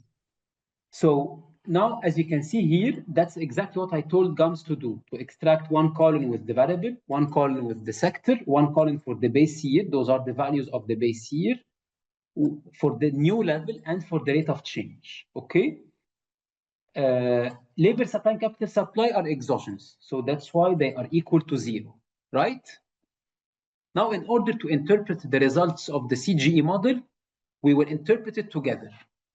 So let's start with Rabia. Increasing tariffs will lead to, what is the direct effect of an increasing tariff?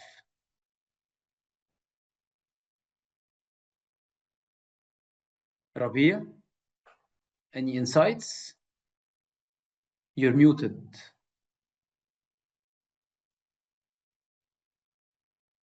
Okay, Osama?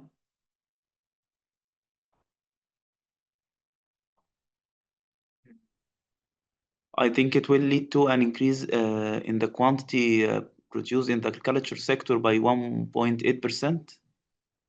No, before. What is the first direct effect of increasing a tariff? Prices. In consumption? In general, tariffs are imposed on Price what? increase? Price increase? Mm. Yes, but prices of what? Import prices. Exactly. Of import Imported prices. goods. Of import prices. So that's why we see here an increase in import prices for the two goods, agriculture and industry, because I increased all tariffs by 20%. And when prices of imports increase, what will happen? Demand on the input. Consumption? So as Samira said, the demand for imports is going to decrease, and that's what we observe here. So the demand for agriculture and industry decrease by 2 and 3% respectively, right? When we import less, what will happen? Are we going to consume more or less of domestic goods? More demand on domestic goods. Exactly. That's why D is going to increase. And then if the demand for domestic goods increase, the price of domestic goods is going to increase or to decrease? Increase. To increase, exactly. And that's what we observe in these two lines. You can see the Excel, right? Yeah. Yes. I'm highlighting everything we analyze together. Then given that imports have decreased, by assumption, we assume that exports, we have a balanced trade balance. So if imports decrease, exports will have also to decrease. And that's what we observe here. And this makes sense. Why? Because given that we import less, domestic producers are going to sell more on the domestic market, which means that they are going to export less, right? Yes.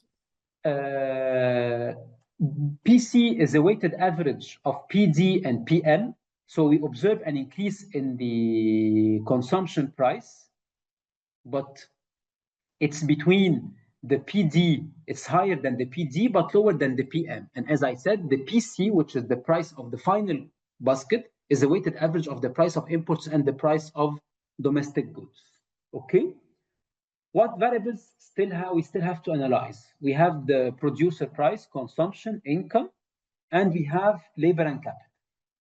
So if labor supply and capital supply are constant, then the domestic demand is going to increase.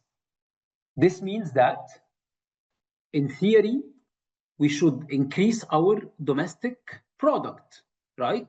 Because domestic consumers, they want to consume more. But this is not the case for the two goods, because here we have one good that will increase, but the other will decrease. Why do you think? Why one good will increase, but the other decreases in terms of its output? Because once we understand this, this will help us understand the factors, the evolution of factors of production. Here, Is it the substitution between? Just a second. No, just a second. Just a second. So here we have the output of one of the goods that increases and the other that decreases, and we can see that the good that increases, the demand for capital in agriculture increases, which makes sense, because if we want to produce more, we will have to use more capital and labor. And if the output decreases, then the demand for capital and demand for labor decreases. So the evolution of factors of production is in line with the production. But why do we observe this in the production side? Rabia wanted to say something?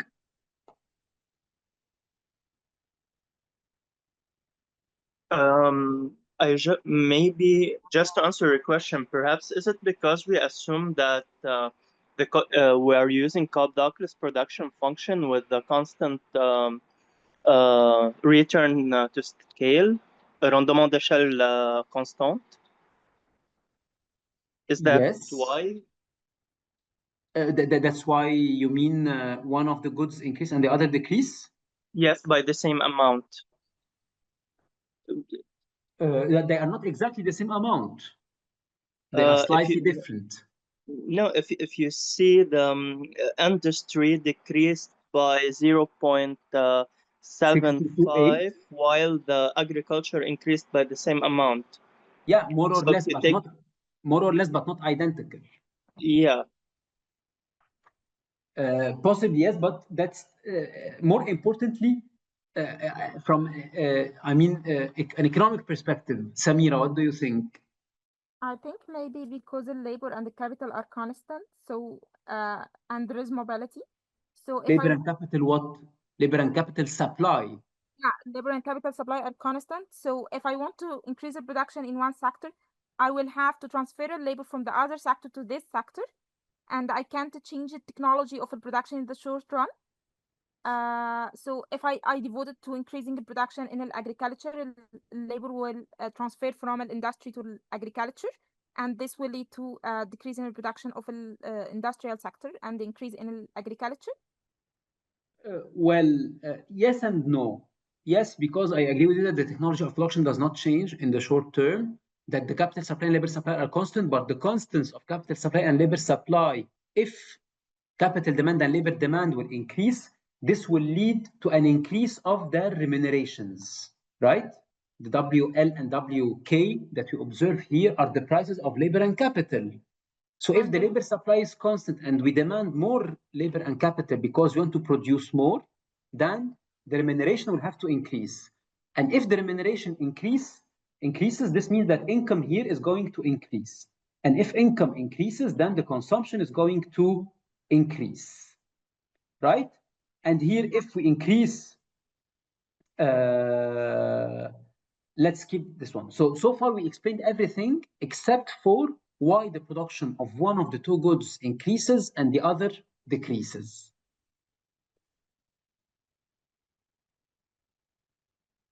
What do you think?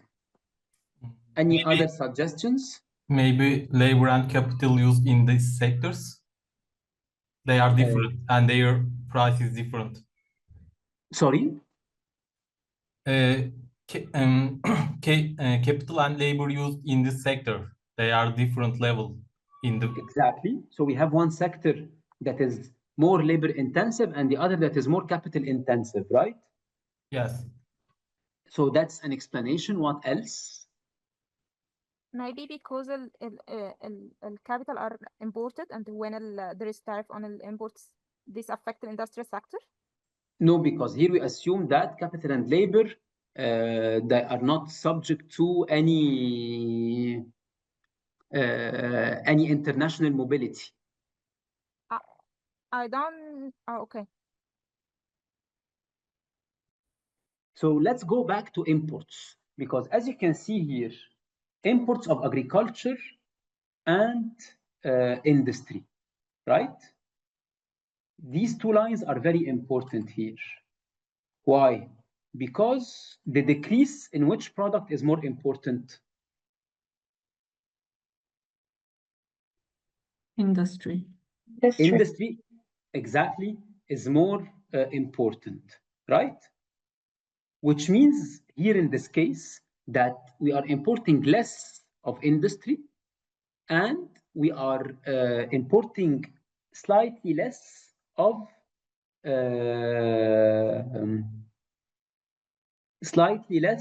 agriculture, correct? And at the same time, we are exporting less of industry and much less than agriculture. So at the end of the day, which product will be more available on the market?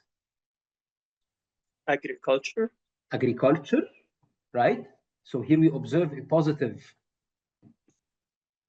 evolution, and this is also in line here with the D, right? And the Y of industry that decreases. And this also explains why at the end of the day, this will lead to a higher price in the agriculture, given that here the price, the increase in price of agriculture is higher than the one in industry, but at the same time, we have this is like the consequence of all the developments of individual prices. But the main starting point is that the price of imports is going to increase because we imposed a tariff. When we impose tariff, this will lead to different changes in the quantity that is imported. And if we import less of the two goods, but much less of one of the two goods, this will affect the supply in the market, right? And this consequently will affect what we export at the same time, what is demanded, which will affect the total supply, the overall prices. Consequently, what we, if one of the two sectors is going to increase its supply, this means that it's going to demand more factors of production, labor and capital. If we demand more factors of production, but capital demand and labor demand, but the capital supply and labor supply are constant, this means that capital remuneration and labor remuneration are going to increase, which increases income and which will increase consumption. So that's an example of the a simulation in an open economy model, and how the different prices and quantities are affected. And clearly, in the real world, the analysis is more complicated than this, because we have more sectors, we have more variables, we have more equations. But this was just to illustrate how we can simulate the effect of a tariff imposition or removal on an economy. Okay, and clearly understanding well the economy in addition to the capital and labor ratios of different sectors, which sector faces more competition than the other, and therefore its imports decline more than the other, is very important in analyzing the output of GAMS. I know we're running out of time, so any urgent and important questions that you want to ask before we move to the dynamic, the introduction to the dynamic part? Can we go back to the explanation of the impact at the end of the session if we still have time? The Excel file, because I find it a little bit counterintuitive. Like, how did we end up with having a decrease in industry production, since So we leave it to the end of the session if we still have time to go Okay. back to it. Quickly to respond to this, the decrease in the final output itself is driven by the two forces of, on the one hand, what is exported, given that we export. If you remember, we are exporting less and we are demanding more products on the domestic market, right? But if the decrease in exports is greater than the increase in the domestic demand, this means at the end of the day, the producers will have to reduce their production. And this is what we observe in the industrial sector. Yeah, that's why, because the demand increased by 6% or something. And then we had the demand increased by, if I remember correctly. The demand for which good? Industry, isn't it the last line? It increased by 6, the Yeah. domestic one. Yes. And the domestic demand of agriculture by 2. By 2 only. Yes. And then we see that we had also reductions which were greater, I think, in exports in agriculture than industry. And then we find that in the end, it's the production that of the agriculture sector that increased rather than the industry. That's the counterintuitive I'm struggling with. Yeah, okay, I got your point, but at the same time, if we look at the developments of the let me present it differently. So in this case, if we have again labor supply and capital supply that are constant, right? And they do not change.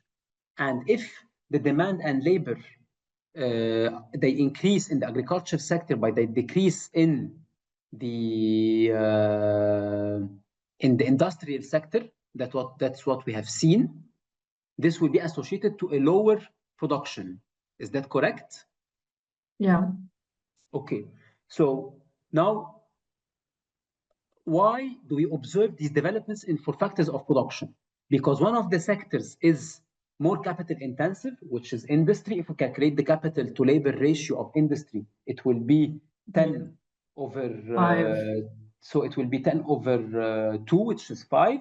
But for the other agriculture, it will be 2 over 10, which is 1 over 5. So one of them is more capital intensive, correct? Which is industry, right? Yeah. So industry is more capital intensive, and the wage of the capital rent has increased or has decreased? The capital rent, the WK. If you remember, it increased, which means capital is more expensive, right? Yes. So if capital is more expensive and I'm capital intensive, this means that I'm going to produce more or less? Less. That's why the production of the production of industry decreased. Okay. Yeah. Is that clear? Yeah, makes perfectly sense. Which is not the case in agriculture, because agriculture is more labor intensive, right? And in this case, even if wages have also increased, but we have an increase in the overall demand of agriculture. Okay, and again, all this shows how the dynamic, the interaction between different markets and between different institutions take place. Okay. Thank you very much. Other questions? So now we're going to have a quick introduction to dynamic models. Unfortunately, we'll not be able to go through everything, but we will try. So for the dynamic models, I will go through 5 quick points, again, similar to what we've done in the open economy model. So I will start with a bit of theory, Then what are the types of dynamic models? Then what are the equations that we add to the model? How can we implement a simulation, and what are the data requirements? Then I will go through one of the dynamic models just to give you an idea about how the code is written, and we finish today's session. So theoretically speaking, why are dynamic models important? Because basically they help us compare between what happens in the short run and in the long run. And in addition to this, some policy simulations can be implemented gradually. For instance, if we take the IMF program with Egypt, and when the IMF agreed with Egypt on the program, they agreed that oil subsidies will be removed gradually over time. So they will be decreased by 10% this year, 10% next year, 10% the year after, and so on and so forth, right? So that's why it's important to distinguish between whether the simulation takes place immediately or over time, on the one hand.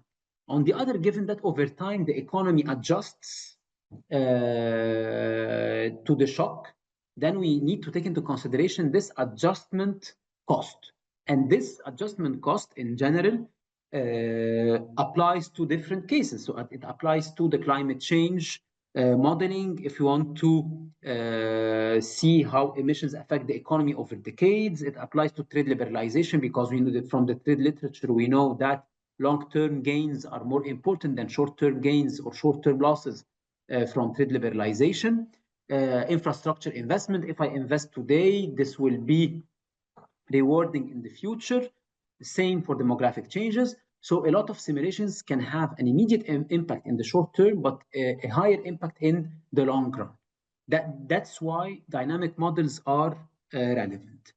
In addition to that, dynamic models also introduce two important things. On the one hand, the capital accumulation, and on the other, the technological change. So that's why we need in several policy scenarios to have those dynamic models. When we talk about dynamic models, we have to talk about the balanced growth path that you have perhaps seen in any macro model like Solo's model, for instance. The balanced growth path, it's basically a path where all the variables, they grow at the same rate. And in general, it is the population growth rate. So it's if all the variables, they grow at this constant rate per period, which we call the balanced growth path, and we call the implication of that, if all the variables, they grow at the same rate, this means that relative prices will remain constant, right?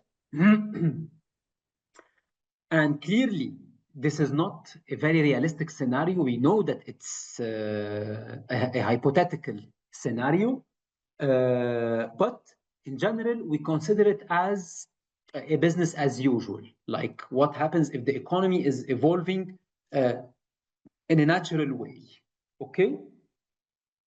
So that's exactly, I know perhaps that you have already seen this graph in a macro course, where we have here the capital per capita in Solo's model. Here we have the investment per unit of effective labor. Here we have the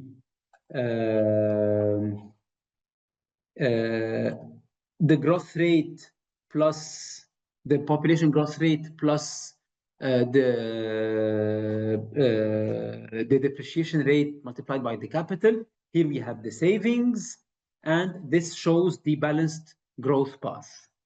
And it can change if we have an exogenous shock, like a change in savings, for instance, or a decrease in the depreciation rate, or an increase in the population growth, and so on. Okay? So that's the idea of the balanced growth path. So the balanced growth path is a path where all the variables, they grow at an exogenous constant rate, which is in general the population growth rate. Why is this important? Because when we run a CGE model, we have first to determine this balanced growth rate that I will explain also later. And it helps us interpret all the results as deviations from this business as usual that I will explain also later.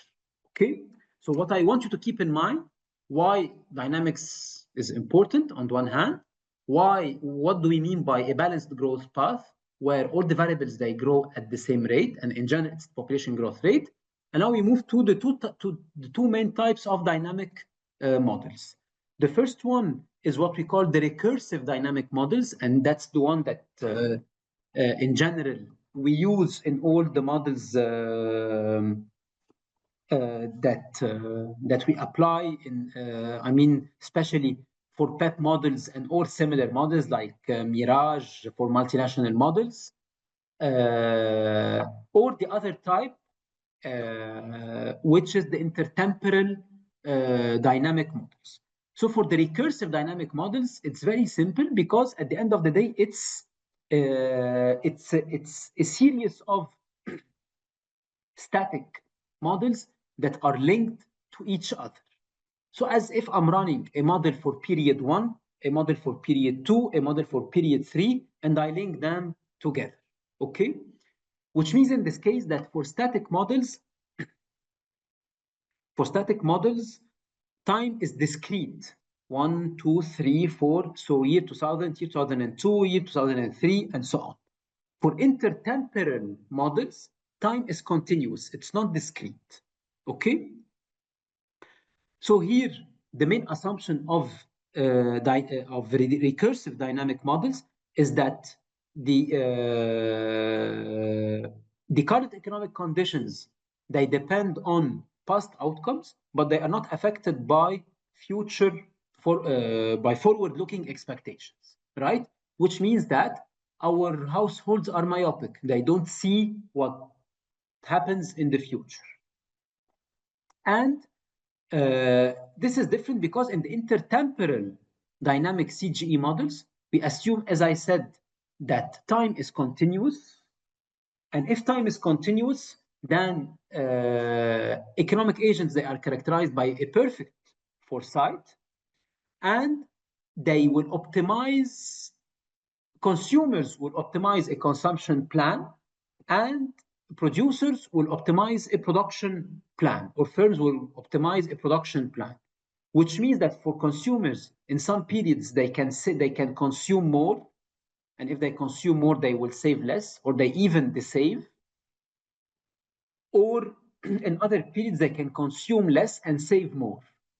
The same for producers, they can increase their production at a certain point, they can reduce their production at a certain point, and all will depend on given that they have to foresee the future, so they have to take into account a discount rate, right, of the profits or of utilities for consumers. So what we have to bear in mind is that for the recursive dynamics, it's a series of static models. Households, they are not forward looking, right? And it's a series of static models that are updated or linked together. However, for intertemporal models, time is continuous. We are interested in the optimization. And if we have an optimization, this means that there is a discount factor that has to be taken into consideration for both the consumption of households and for the profits of firms. Okay?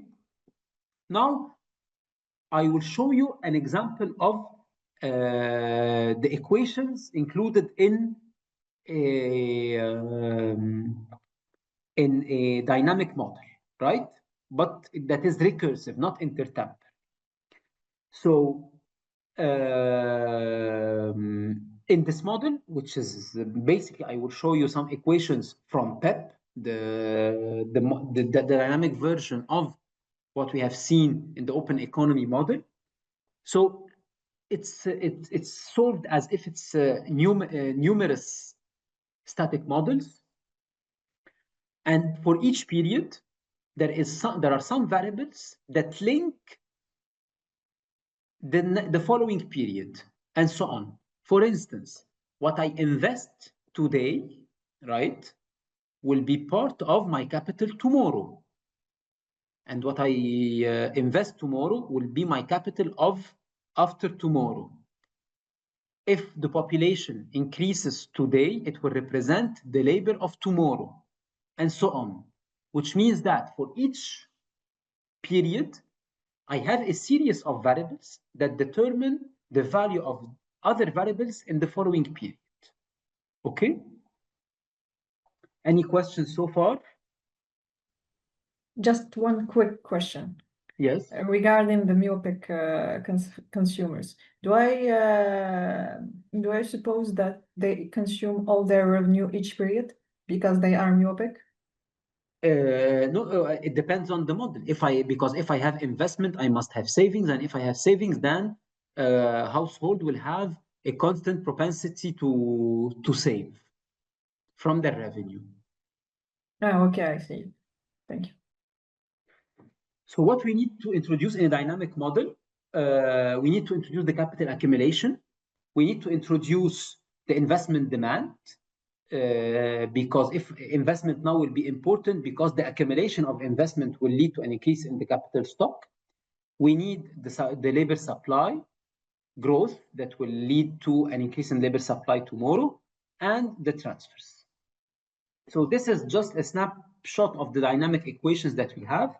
So the first equation is very classical, where the capital of tomorrow is equal to the stock of today minus what is depreciated plus what we invest, right? So that's the capital tomorrow. So what I invest today plus my stock of capital today will represent my capital tomorrow. And I have also to take out the depreciated capital. Then labor supply will increase with the population growth rate, right?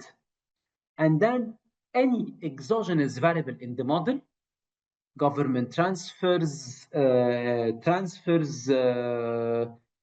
government demand, any exogenous variable will have to increase with the natural growth rate that we call G. And the natural growth rate is in general equal to the population growth rate, in line with the idea of the balanced growth path. Okay? Other than that, a couple of other, so here we have basically what we're saying is that my factors of production will increase, right? In addition to the scale parameter of the Cobb-Douglas production function. So all this will lead to an increase in the production tomorrow. And if the production increases tomorrow, then consumption will increase, revenue will increase, and the dynamic is, and the general equilibrium effects will propagate from a market to the other. And the exogenous variable, they grow at the exogenous growth rate. Other important variables that we add to the dynamic model, we have the investment demand function, and the investment demand function will depend on the price, the capital rent, and the capital user cost, in addition to an elasticity, right? And then here we have a price for investment that will depend on the price of goods used to invest, in addition to the interest rate that we have and the depreciation rate. That's the capital user cost. So the capital user cost is basically the price of investment multiplied by the interest rate and the depreciation rate. And we have also the investment equilibrium, which means that the total investment in the economy should be equal to the private investment and the public investment. Okay? This is just a few examples from PEP on some equations, in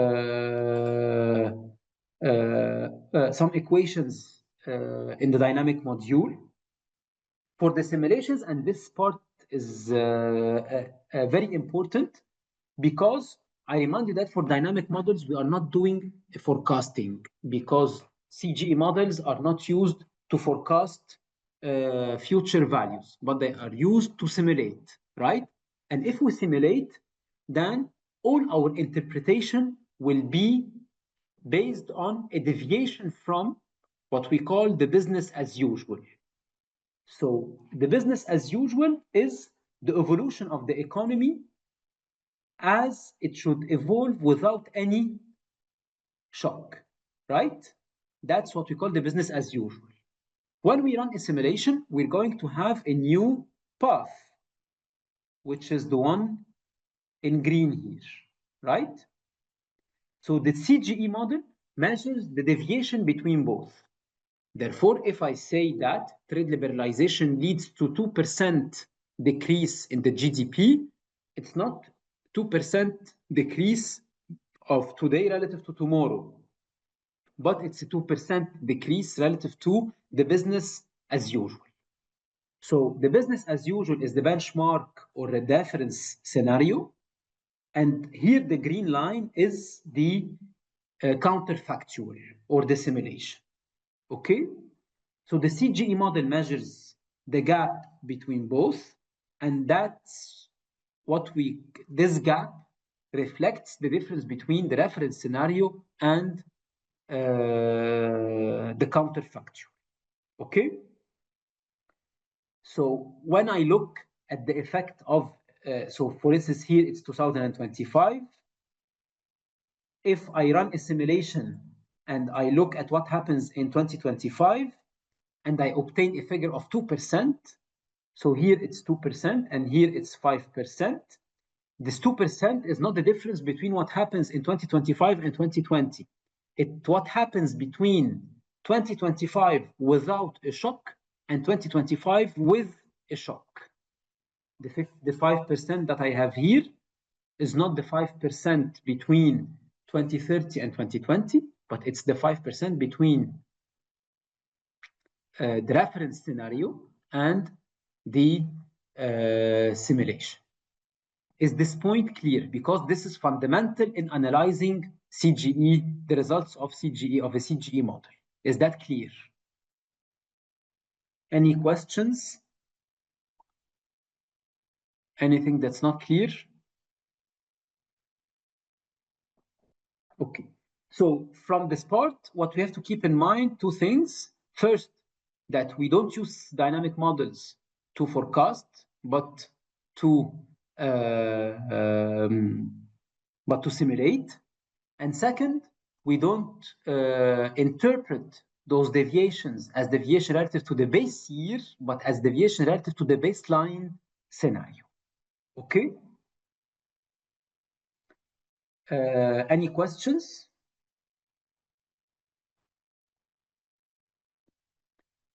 Okay, finally, for the data requirements, basically, we don't need so much compared to a static model, especially if we're talking about a recursive dynamic model, because for the data requirements, we basically need a balanced SAM. This is the case in every single model. Then we need the growth rate of population that we can get from some projections, IMF projections, any projections, even national projections of the growth rate of the population, because this is very important as it will be used for the labor supply increase and for the natural growth rate of the economy.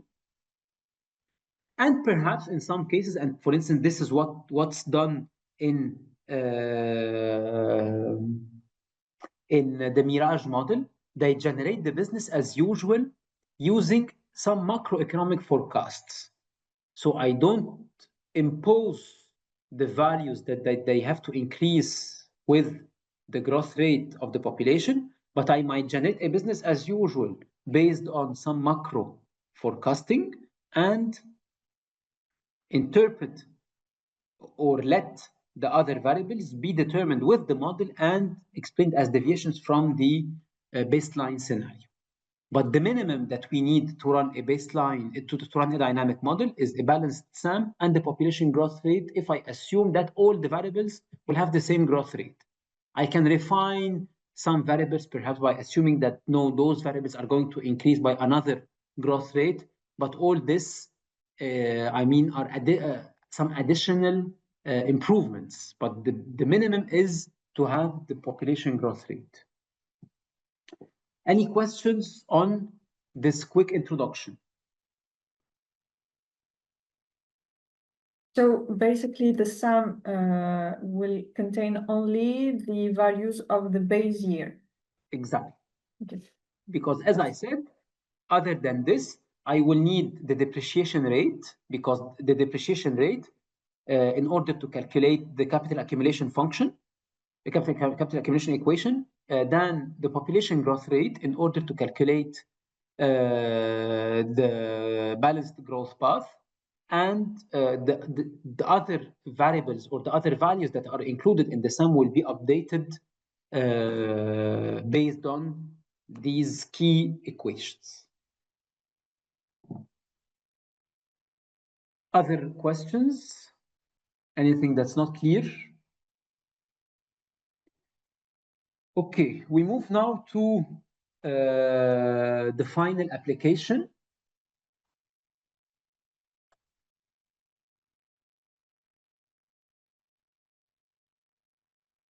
Which is the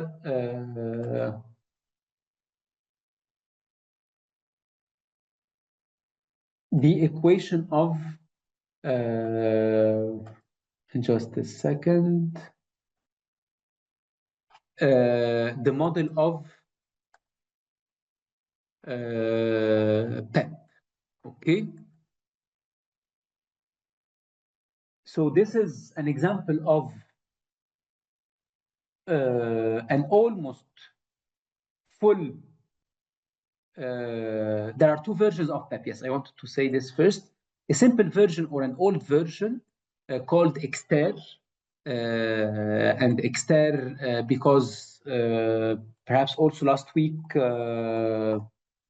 Dorothée talked about that. There is an excellent book in French. I don't remember whether it was translated into English or not. Dorothée, is it translated into English? No, there is no the book. It's in French. No, yes, it's only in French. Yeah. Shahid, just to add, it's good to introduce this model. Tomorrow I will construct the microsimulation on this model. Just is interesting to go there. Okay, on Exter you mean? Yes, exactly. Okay, great. Yes, that's what I Great. will It's do. great to present this, but not in the dynamic aspect, only the static aspect. And I will continue on microsimulation in exactly this model. Okay, great. Thank you. So I was talking about an excellent book. For me, that's the Bible of CGE modeling. It was written in French by three scholars, Bernard de Caluet, Luc Savard, and who's the third one? André Martens. Yes, André Martens, exactly. André Martens.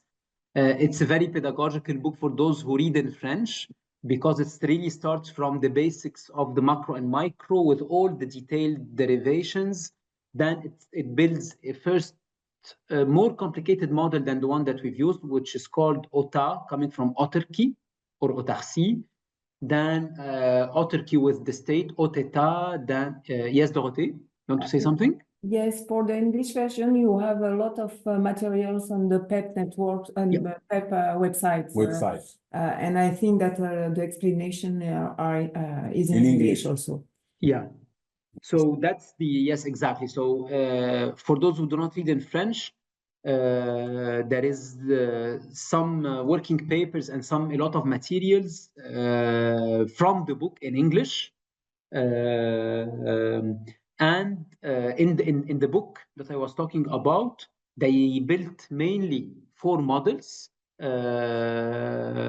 OTA is the most simple model, model in autarky. Then OTETA, where so it's autarky plus ETA plus government, and then Exter, which is the model with the rest of the world, and Exter plus, that is a bit more with some additional improvements. Okay. So here we will go quickly through the dynamic version of Exter. No, sorry. not this one. Because this one, I think this one is the one that Tuhami will be using tomorrow. So Tuhami will be using tomorrow. Yes. I will start from this model, yes. Yes, we'll use the external model, which is basically more or less the model that we have seen today, open economy model with government, but much more complete in the sense we have all the different equations with the government, with the transfers, with the constant elasticity of transformation, the constant elasticity of substitution, and so on. That's external, okay?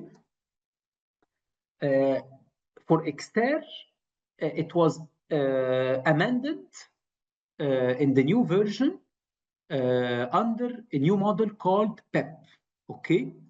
And PEP has two versions. It has a dynamic version and it has a static version. But the static version of PEP is built on external. Is that clear? Any questions? So what we will, yes. Oh, excellent. So those are the, okay. So here, that's external that Tuhami will show you tomorrow. Sorry. And for PEP, the only thing that I want to show you, because we will not have time to go through everything in just 10 minutes, but the structure of building the code itself is more or less the same. So I remind you that building a CGE model, the rationale is exactly the same. So you have first to declare the data of the base year, then you declare your variables, your parameters, you declare the equation names, the equation values. You do the initialization where you distinguish between the fixed variables or the exogenous variables and the endogenous variables, the simulation, and you solve, right? This is exactly what we have here, but with more equations and more variables, right?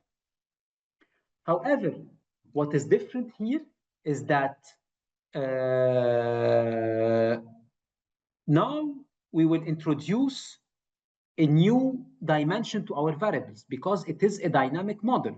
So now we need to see two things that are new.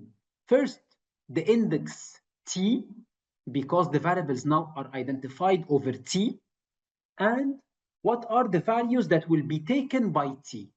Those are basically the differences for a dynamic model. Other than this, it's exactly a static model. So once again, the first thing that we have to declare in a dynamic model is the time period. And that's what we observe here. So I tell GAMS that T stands for time period at its from 1 to 10. Okay?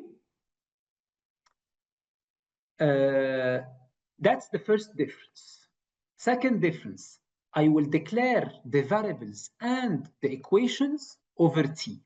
And this has two implications. First, it will change the number of equations and the number of variables, because, for instance, if you remember in the example I showed you, when we had a variable indexed over I, we counted twice. But if I have a variable that is indexed over I and T, and I have 10 years and 2 sectors, then one equation will count 20 times, and so on. So first, we add the time period.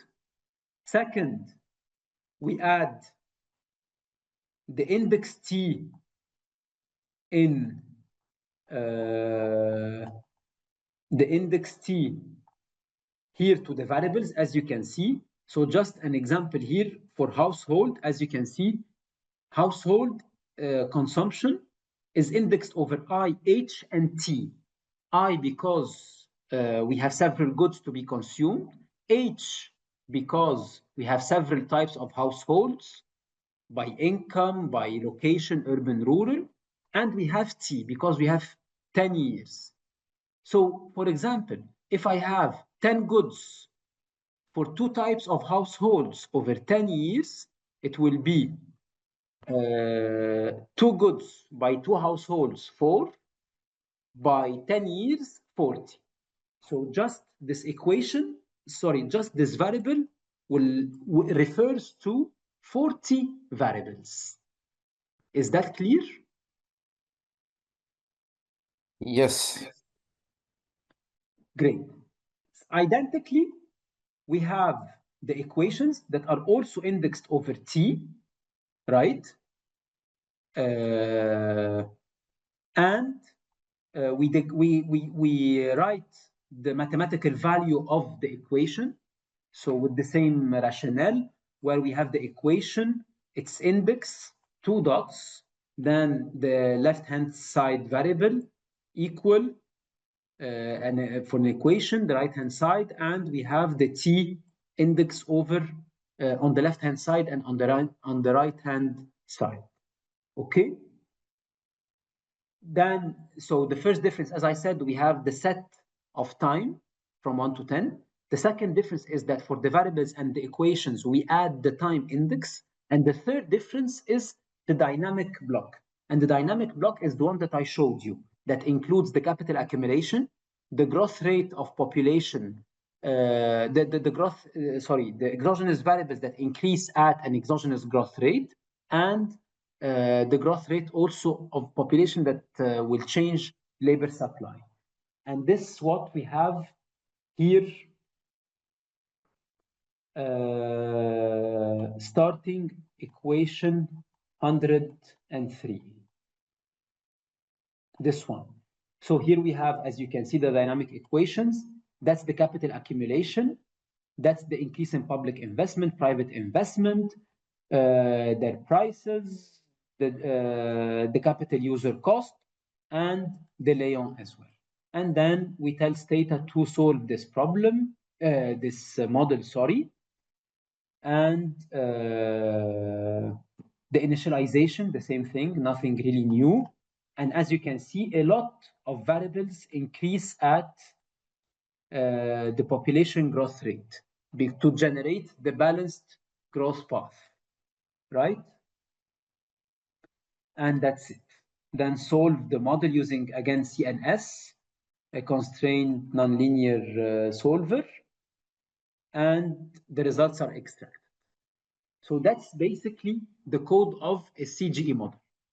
I think you might be a bit overwhelmed because of the length of this code, but if you go to PEP, you download the code, you download the working paper of the model itself, you will see that at the end of the day, it's just an expansion and an extension of the simple models because the rationale is the same. Given that we just have 5 minutes, I just want to highlight a few points on the dynamic models, then recap what we have seen.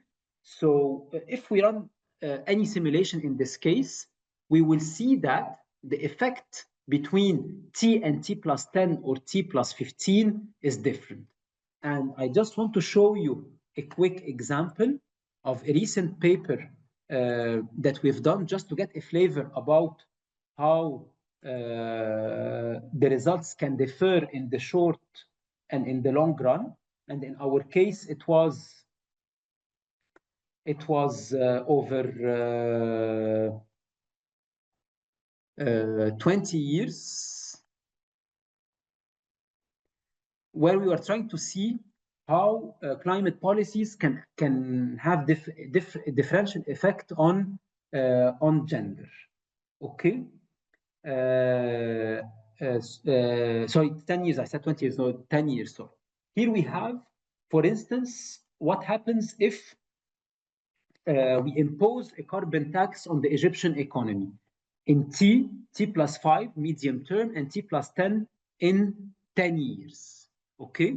And we compare this with the oil subsidies removal, just to see how different climate policies can affect first macro aggregates and second gender, okay?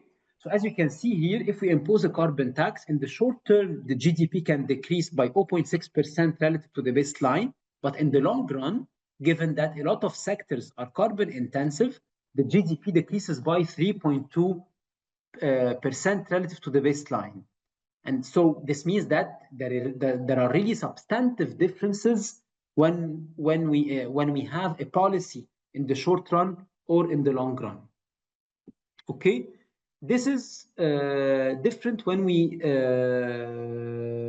the gradual energy subsidies elimination, because here the elimination will increase GDP in the long run, which means that removing oil subsidies will reduce GDP less, because here GDP increases, but here GDP decreases. However, for the carbon emissions, the carbon tax policy is more efficient than removing oil subsidies.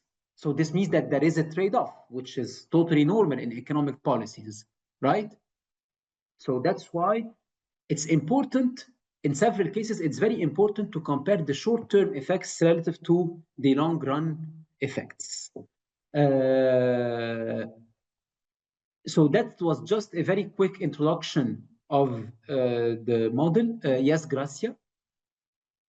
Yes, I have a question regarding the paper. So, for example, the shock is at time at period T, or for example, we can let's say it was gradual. So we assume like an increase in carbon tax, like in T+5 and T+10 as well, and a gradual implementation of subsidy removal. So we have like different shocks across time.